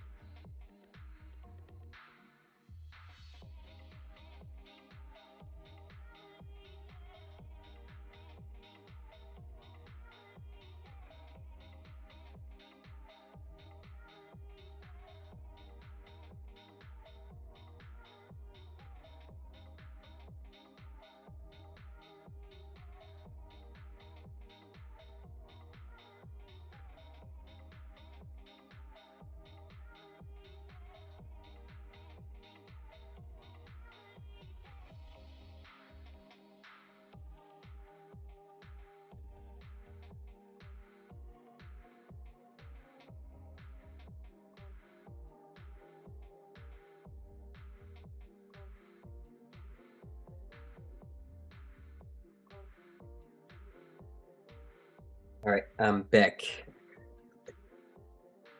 Very true. Backtest is key in trading, builds familiarity with market patterns. Yes, but truly to build edge. I have such a different way of thinking. You know, what do you think about Hakimi? Non-trading related question, but I think the best Moroccan player ever. Why did you set your stop loss there? Usually, I have a wider stop, waiting for us to put in an internal high within the range that I think should create a bounce. So let's say here within this range, my take profit wouldn't have been the same if we had a deeper retracement. If we retrace all the way to like 43, and let's say I did not get stopped out, then my target would have stayed for a 1-to-1. I try to be at a 1-to-1 as much as I can. So like my target would have been here, so I would have bottom ticked literally the take profit. But since here I anticipate us to put in a high within this range. I don't know when, I don't know why, I don't know. I know why, but I don't know when, and I don't know how deep that retracement is gonna be. So at that point, then the only thing that I can that I can do to stay alive is having a wide stop. And once we put in an internal high and we start flipping back down, rejecting highs, breaking lows, that's the moment where I'll trim my stop loss back to the most recent high formed within this range, and now can look for, you know, to get out faster than what I tried to do in the first place. I always do this. You can come back to like my first clip on Instagram. Go back to my first clip on Instagram. You'll see me do that. I'm telling you. So like, let's say I have usually my trades will look like this. Yeah, there's two ways they will look. It's either they look like this. Okay, I enter here, and I have my stop like right there, my take profit right there, and my entries here. So then if price does this right here, pulls back up, and then starts shooting down, then my stop loss, instead of being super wide, I'll trim it back here, and then put my take profit right at this low, and then see the flush. Okay, that's usually what I do. Or let's say it retraces very deep once that internal high, and then starts to push back down, then I'll have the take profit set here, and I'll let the stop loss set here, and I'll let the take profit at the same exact area to make it a 1-to-1, depending on the exact entry. But this is usually how I operate and how I like to manage my risk. It's of course different than a lot of different styles that you're going to see online, you know. So yeah, there's not a bad way of doing it, really, if you can um,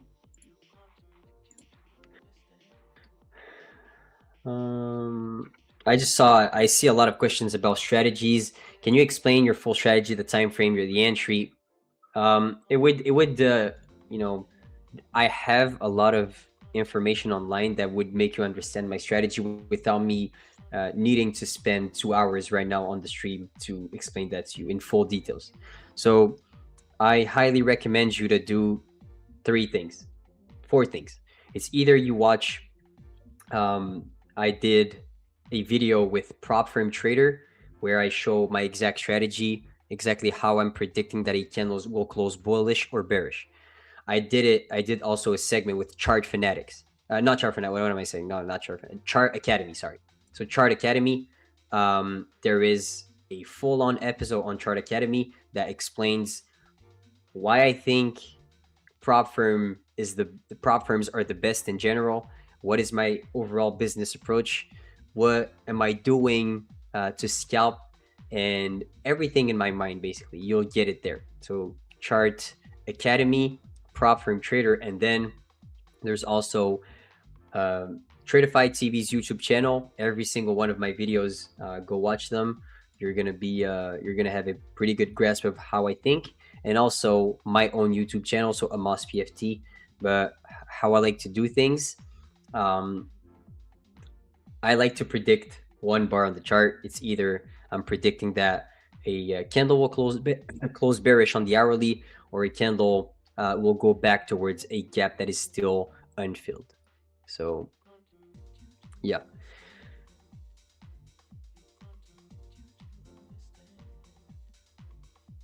Do you mostly trade NQ or do you trade other assets? I trade ES also in the morning. From 10:20 to 11, I trade ES. The reason for it is that with my backtesting, I saw that ES was the driving asset in most cases, and was driving NQ a lot. So if I was to take a trade, it would have been better. Let's say a bigger picture trade, more of a 5-minute structure, and more of I'm trying to understand the overall trend of the next hour. It's better to do it on ES than on NQ. So yes, I do trade ES. But before 10:20, I trade NQ, and after 11, I trade NQ also. And I could trade NQ also from 10:20 to 11 if I see a very good setup. So in general, I prefer NQ by far. But for one of my strategies, because I do different strategies, I do 2 strategies on 2 sets of accounts. I split my accounts into 2 sets basically, and then I run 2 strategies, trying to make the best of those 2 strategies and splitting my risk instead of being just fully in on the same strategy. If one of my strategies is not performing, then usually the other one is doing pretty well because of that low risk to reward. So I don't like to put my eggs all in the same basket basically.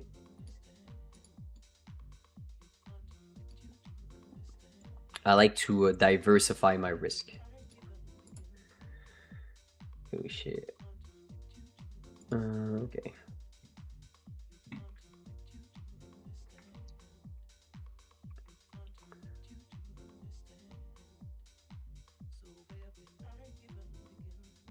Is that a real or fake plant in the background? That's a real plant. I had to fight to get it though. Had to fight with mom to get it, but I was able to. Hamas back from his weed break.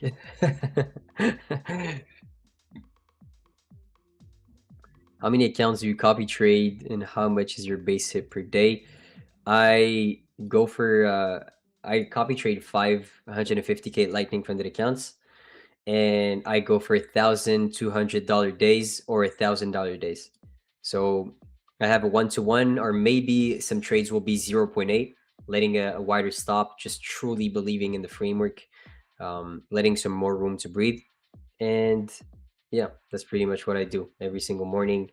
I wake up, try to take one trade, try to not crash out, live to trade another day, and request my payouts.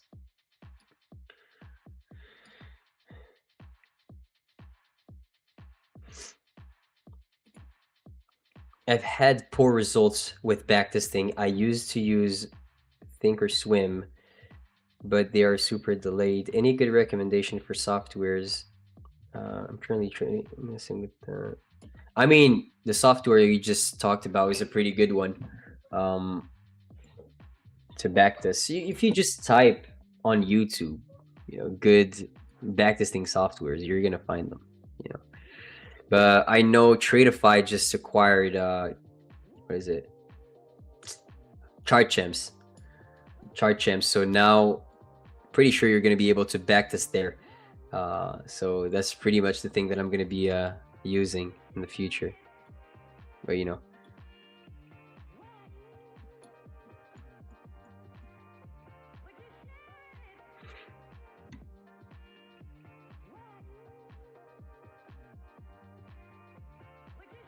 will you take another trade? Depends on how that hourly candle closes. We're seeing some strongness here. Exactly like I said, like again, the other shift in market structure was again a fake out. And usually you would want to anticipate sales within that range to then see that hourly candle close bearish. Like there's 2 things today. It happened the same exact way. I see this chart and I'm like, okay, if it was a 1-minute chart, where would I think the next 1-minute candle will go with print? Is it going to be bullish? Is it going to be bearish? For me, it is absolutely against my rules to just look for longs just based on such aggressiveness from sellers. For me, it's impossible. I don't read the chart that way. Or even if we have a sweep, an inverse, anything that you want on the 1 minute chart, it will not make me bullish at all. It can't, because I have a certain approach where I'm like, okay, I need to remain bearish for that whole hourly candle.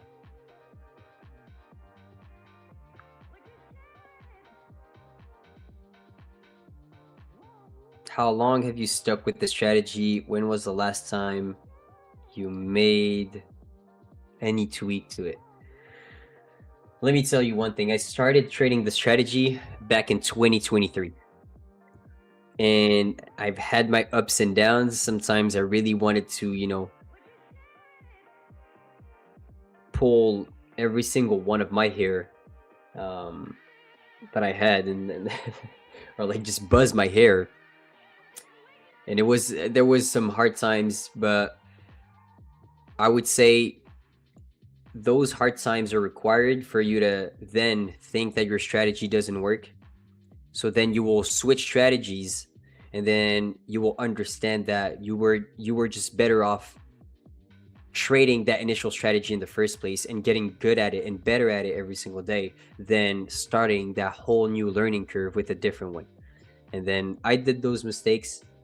I definitely did strategy hop, went to the order flow side, like footprint, TPO chart, volume profile side of trading, even if I had my strategy already nailed down, but found that my strategy was better, if I just had to just keep going and building on it. So I've had the same strategy since 2023.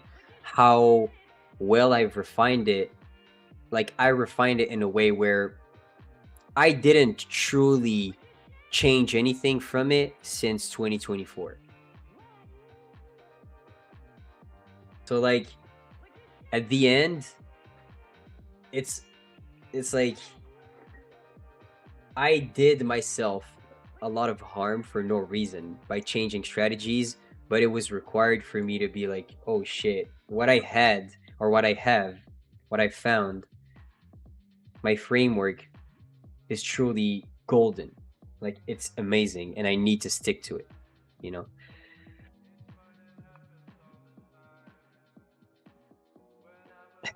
Bro, I pay a monthly fee to work with a guru, but I've been getting more out of a Moss sessions recently.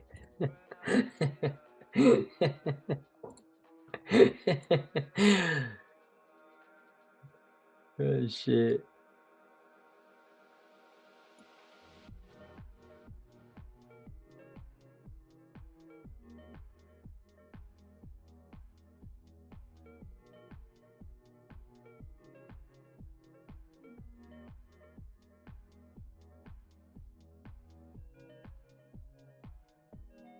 In your backtest, what my risk reward in my backtest was is always 0.8, because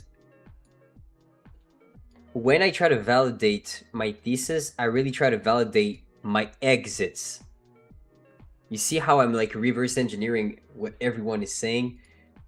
Instead of going for a system based on risk reward, I'm going for a system based on exits, where I can truly take a trade and replicate it over and over and over and over again, so it is exactly the same every time. So then when I focus on the exit, I just want to know if my thesis on the trade and my overall bias was right. So I try to have the widest stop as possible, which is I would not go for below 0.8, but most of my sessions are 0.8. So then with the way that I showed you guys how I approach things on like the stop loss placement. So it's wide at first and then I trim it, then I gain risk reward, and then I can go back all the way to a 1-to-1. But that's pretty much the approach that I do when I back this.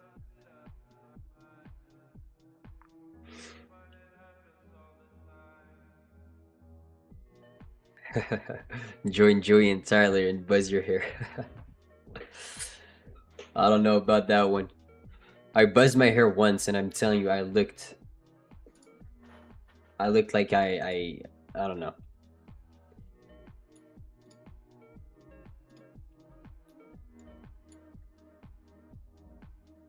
I love how confident you are in your process. Appreciate you. Appreciate you, Mama Trades. Appreciate you so much.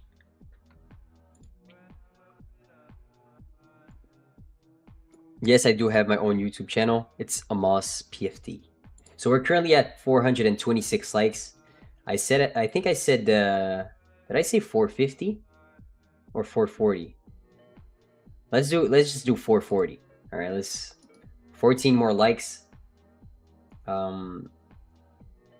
Let's do it. All right, 14 more likes.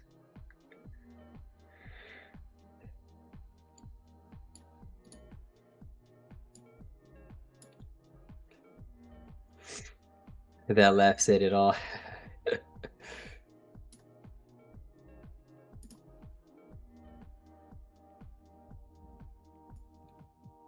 Bro, I'm good at what I'm doing, but I can't. But I'm not able to control my risk management. Any suggestion how to control and play with it? When you say you can't control your risk management, what do you like? What is exactly happening? Are you, let's say you take a loss and then you double down on the next one, or do you say you don't have good risk management because you take too many trades? What is exactly the approach? Because like, I think a lot of the problems in general that we have in terms of psychology are due to under-preparation, being underprepared, thinking that you deserve more than what your strategy actually have for you in a month, or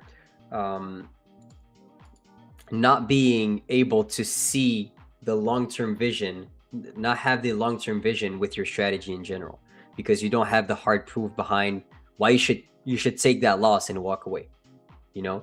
So like, in my opinion, the best thing that you can do to have, good risk in general, or like the best way to approach things with the prop, instead of just me saying, calm down and, be disciplined outside of the charts. These are all good answers too, but in my opinion, what really changed things for me was splitting my risk between accounts.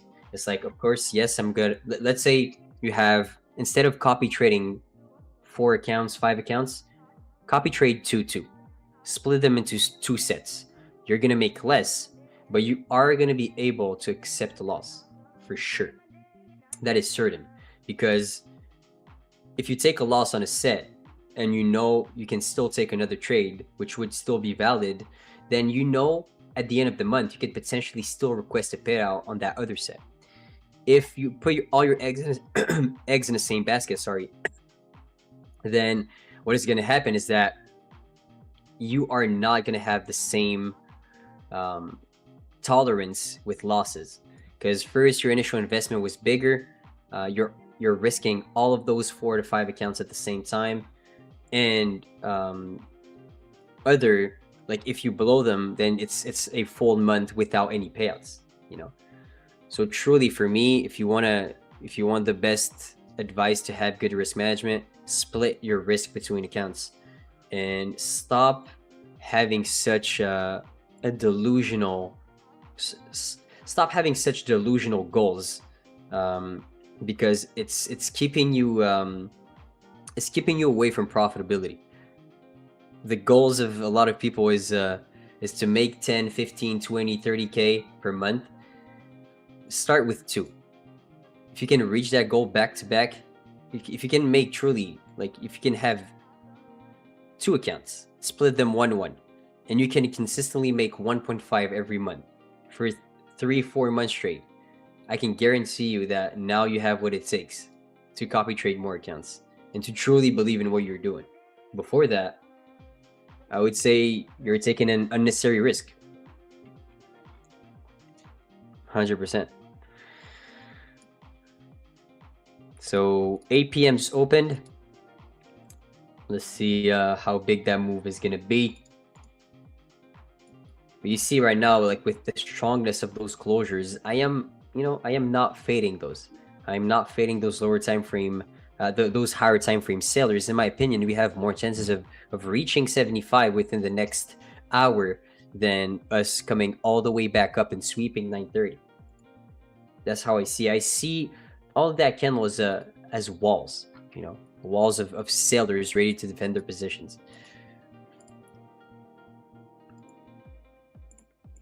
So 450. So now we already locked another account. So 3 accounts that we're going to be giving away within the next few minutes. Next light goal, 560. All right, 560. So 100 more likes. We're 625 on the stream. Come on, chat. We can do it. We can definitely do that.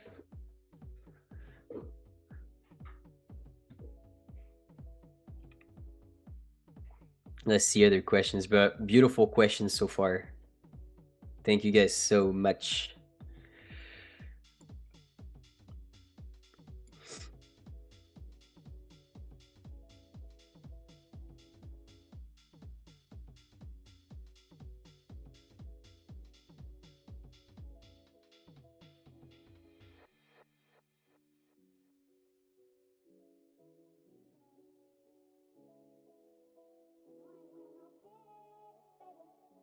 I think confidence / conviction definitely helps with overall profitability. Yeah, absolutely. It helps you after a loss like crazy. You know, being confident is extremely important in your system in general, especially like in your overall approach. You should have a very high, very high confidence in the reason why you enter the trade. And you can really explain, you're like, okay, if someone goes against me right here at this exact entry, over the long run, that guy's gonna lose. If you can truly confidently say that, probably have an edge. If not, probably gambling. Moss, you color your mustache. Man cannot be that black. No, I don't. Bro, look at my hair. I just have dark features. I don't.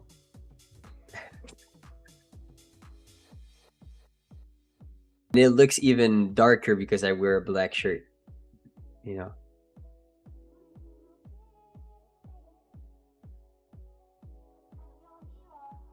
After a loss, we need to work on the process by analyzing why we lost the trade. Instead of taking another trade immediately, we should stop, review what went wrong, and learn the loss. I mean, for me, losses are just... I've taken so many losses, it's just normal for me at that point. You know, it's like second nature. Right? Like the amount of stop losses I've eaten in my life is like way more than take profits by far. But at a certain point, once you start risking more, it makes up. Like once you start investing more into bigger accounts and stuff, you make up for all those losses. But you need to have a very good relationship with doing, like having a terrible losing streak or like blowing accounts in general in order to accept the loss. It's like, just imagine fighters in general. Fighters. The best fighters also have the greatest mindset and the greatest psychology. And usually if you study them, you're going to see that those fighters... I always like to talk about fighters because I think it's very close to what we do in terms of internal battles, and also the fact that it's an individual endeavor. So like most of them are like, they will tell you the importance of accepting the worst outcome, which let's say is a jaw being broken, them potentially being, you know, having their legs being destroyed, you know. So like when they accept that worst possible outcome, they're not scared. They have the confidence now. They're like, okay, this can happen, but I'm all right with it.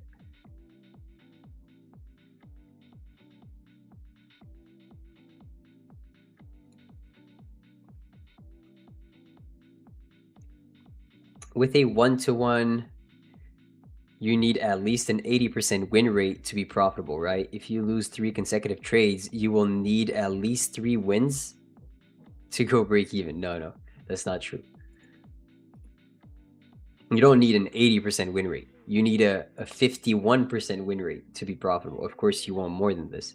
But I would say if you have a 1-to-1 and you are within the 60s, so mid 60s, you're doing amazing. Usually that's where I'm at, like the 66, 67, 65. That's usually where I am.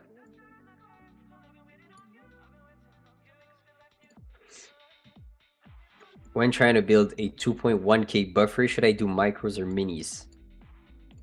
It's really depending on your strategy. I wouldn't risk a mini.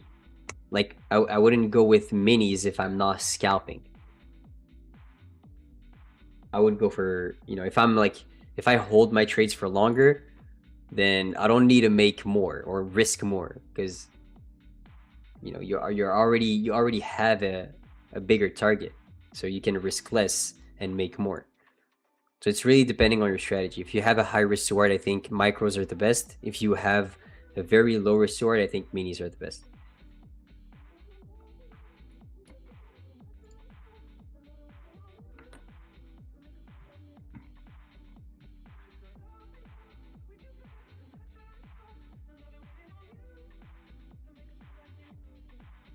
Again and again, more likes, but I have to go to sleep now. It's 2 a.m. here. Bro's like DMing how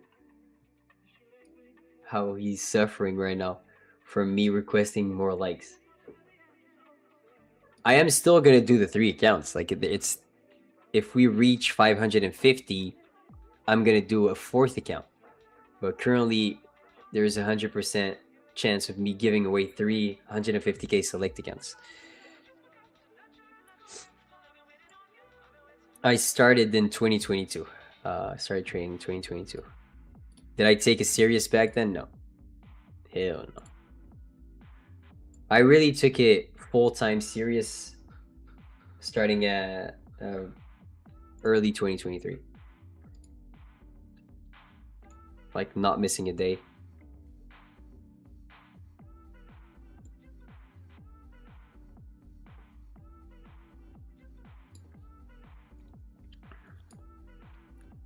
I think you should bleach it, Charles Oliveira style. Nah, I would look terrible. I don't think bleaching your hair when you have very dark features is a good thing. I think you look, you wouldn't look good. I don't think I would look good at all.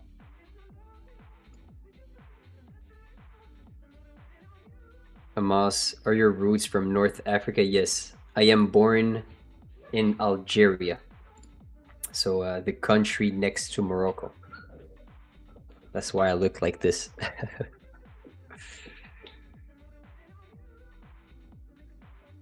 How many prop accounts did you blow before you became profitable? Like evals or like funded?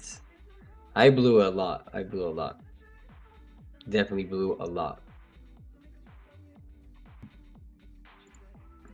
But like I said, for my defense, there was not this level of education anywhere. There was not, futures props were not a thing. It was more CFDs. We didn't have access to like those kind of softwares as easily in the beginning. In 2022, like, I would say there was not a lot of good educators in the community. Now there is a lot. Now there is a lot of people who can show big payouts, can trade live too, but back then we didn't truly have that, which is also a reason why I decimated so many accounts. What do you recommend? I do okay most of the time, being profitable at times. Sometimes I build a buffer up to 6K and then blow it all in a single day. I just cannot seem to put a proper stop loss because I feel price is going to reverse any minute. It's just type of setups that almost seems like going to reverse anytime, so I hold and hold until it's blown.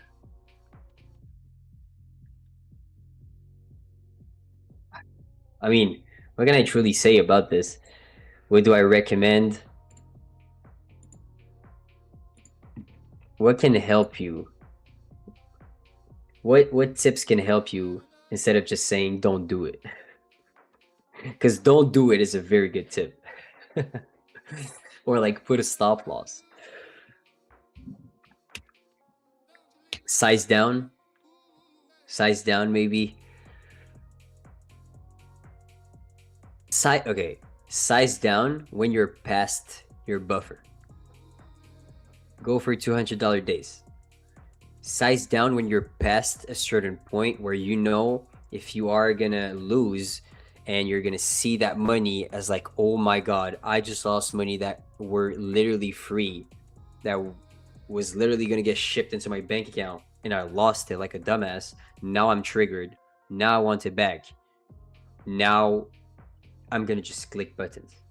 You know, truly, if you think about it, for me, let's say how I do things on my Lightning accounts, I approach things in a way where I know when I reach a certain profit goal, even if it's not the profit target to request a payout, when I'm past $7,000 and I only need 2,000, so 2 trades, I know how I'm gonna feel about losing 3 trades in a row. I know it. So then when I'm past 7,000, let's say I'm 7,200, what I'm gonna do there is I'm gonna start trimming the risk. So like going half size, $600 trades instead of 1,200.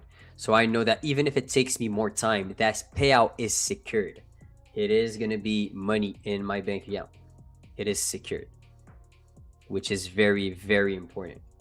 Like the trauma you're gonna build from like decimating an account that literally had free money in it is not good, because sometimes you're gonna think your strategy is wrong. You're gonna think like, oh, like this and that, I should switch my overall approach, when in reality you just put yourself in a difficult situation for no reason. You know, when okay, now you put yourself in that situation, instead of crying, what can I do about it? And the best thing you can do is like, okay, when I reach a certain profit goal, I'm going for $200 days, flip days, or I, trim the risk. But that's why it takes so long. It's that you need to know yourself, and it's like you need to apply new rules to your risk management, to your system, not necessarily like your technicals. It's not just about technicals. It's more about business approach, and like the overall, what triggers you and what doesn't. And then once you know it all, then it changes. What's the biggest tip you have for new traders? My biggest tip is don't compare yourself to results that you see online, because a lot of them are hardly, like very hard to replicate. And stay small. Stay small. Stay small enough, long enough, you'll be big enough soon enough. So go for $2,000 payouts first, instead of trying to go for okay, let's ban that guy. Let me just ban that guy. Wait, I can't.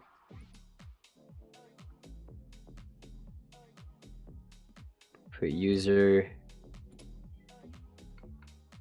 Yes. What is it? 86k seconds. Sheesh. Get out.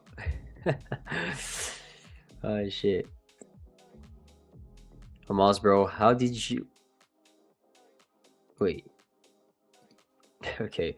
I was gonna say some dumb shit, but how did your dating life change now that you are an online YouTube celebrity? What is that question? But do you think saying accumulation, manipulation, distribution, and IFVG in front of a screen will get you women? Fuck no. What do you have in your brain? Brother.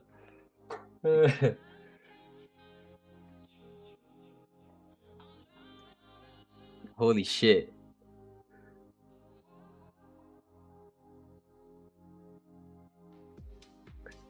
I'm not flexing cars and, LARPing online.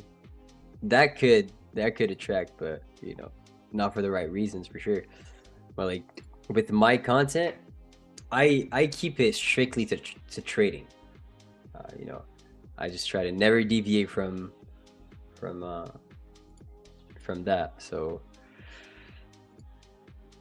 which is a big reason why my audience is older people.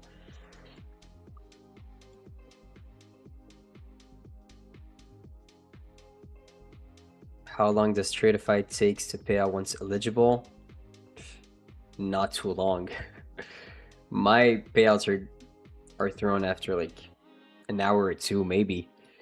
Like I would say, like on a bad day, maybe like 6 to 12 hours. It's within a day for sure. Definitely within a day.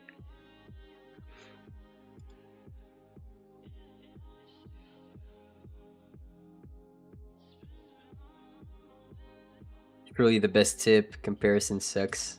Yeah. Once you compare yourself to like, I always did that. Especially, that's the thing. It's like when we start, we have such a screwed vision of everything. We see someone in a win streak and we think he's good. When in reality, it's just the market meeting with his strategy and the market not giving him a hard time. How you should judge a trader is not by his win streaks. It's with how he manages the drawdown and the hard periods. But when you understand this, you're like, oh damn, that guy truly got not lucky, but like he truly had a big win streak. But then the market will eventually give him average results like everyone else. Until then that big win streak comes back and he was prepared, and then he makes the best out of it. But like in general, I would compare myself to people in huge winning streaks that had different systems than me in a moment that I was down and I was just blowing accounts, or I had a very hard time controlling my emotions because I was in a loss streak. But then the more skin you have in the game, the more you're like, oh shit, those people will eventually get put back in their place, and it's just a question of time before their loss streak ends and they need to start managing their risk properly again. So like that is the type of thing that is like the best tip to say to beginners is like, brother, there is no market wizards. Okay, no matter how you think the market works, there is no like enigma or like a way of seeing price move from A to B 100% of the time. No, you're going to take losses and sometimes back to back and sometimes heavy drawdowns. But at the end, the way that you manage your risk tells a lot about who you are as a trader compared to how you handle those winning streaks. And usually that's the complete opposite that happens to me. Like when I'm in a big winning streak, I have very hard time accepting few back-to-back losses, especially the first loss after like a 5, 7, 10 trade winning streak. Oh damn, it is like I'm getting slapped in the face.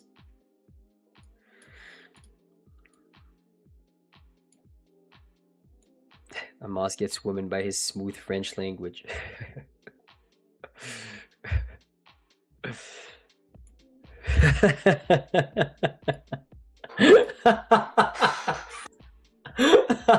Yeah, I saw a beautiful comment. Oh shit. Nah, that comment was tough. I cannot say it out loud, but no, that shit made me laugh. Nah, that was tough.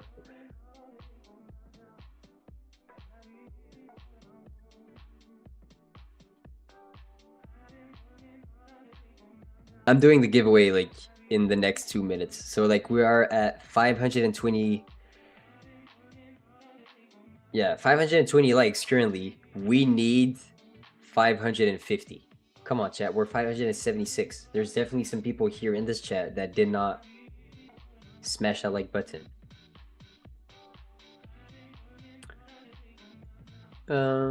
Belgium already scored. Oh shit, even Tony typed. Shit. I'm like the worst with the Slack chat. I need like a ring or something. Belgium versus USA. They scored at what? 9th minute. No way. Come on, USA. Okay. Market is starting to move now. Man, the trade that we took was so smooth.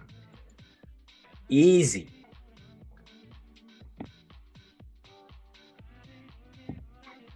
Such an easy trade. Come on.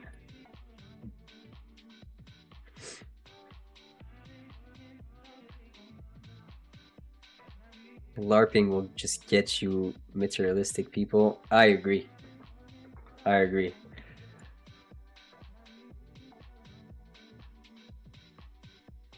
I feel like I will get stuck in an infinite loop one day, win the next day, lose again when using one-to-one restore. How do you kill this fear? By building the undeniable proof why you should trade that way. Simple as that. You won't be able to kill that fear. You won't. Never. Until you truly have the data. I'm always curious, but do you live stream anymore on your personal YouTube channel? No, I don't. Should I? Can I? Baby, bring it to the 6 where I really stay. Show you why I am the way I am. I miss that Drake. I miss that version of it. Now he's washed. I mean, even when I streamed, it was for Tradeify, you know. It was like I was doing those streams, but they were lit. They were fire, definitely fire. I had that 13 years old hairstyle, but Justin Bieber hairstyle. But let's not talk about it. Let's forget about it.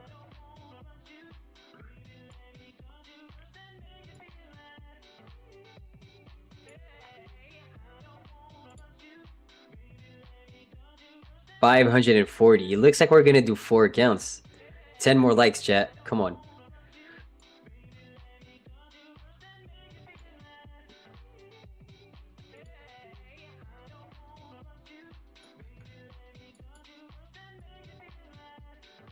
Bruh.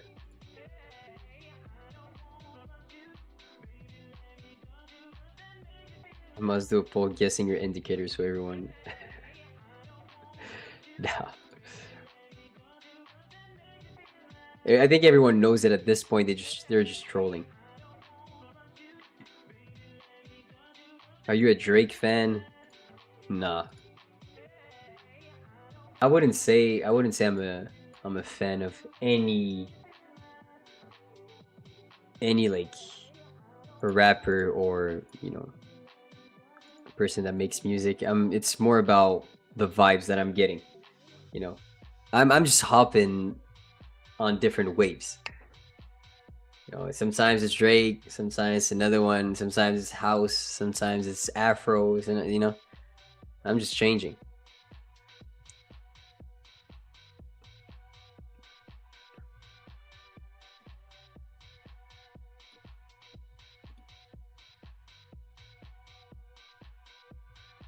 I'm glad I found this channel, and you'll be here. I've blown accounts 3 times since the 30th.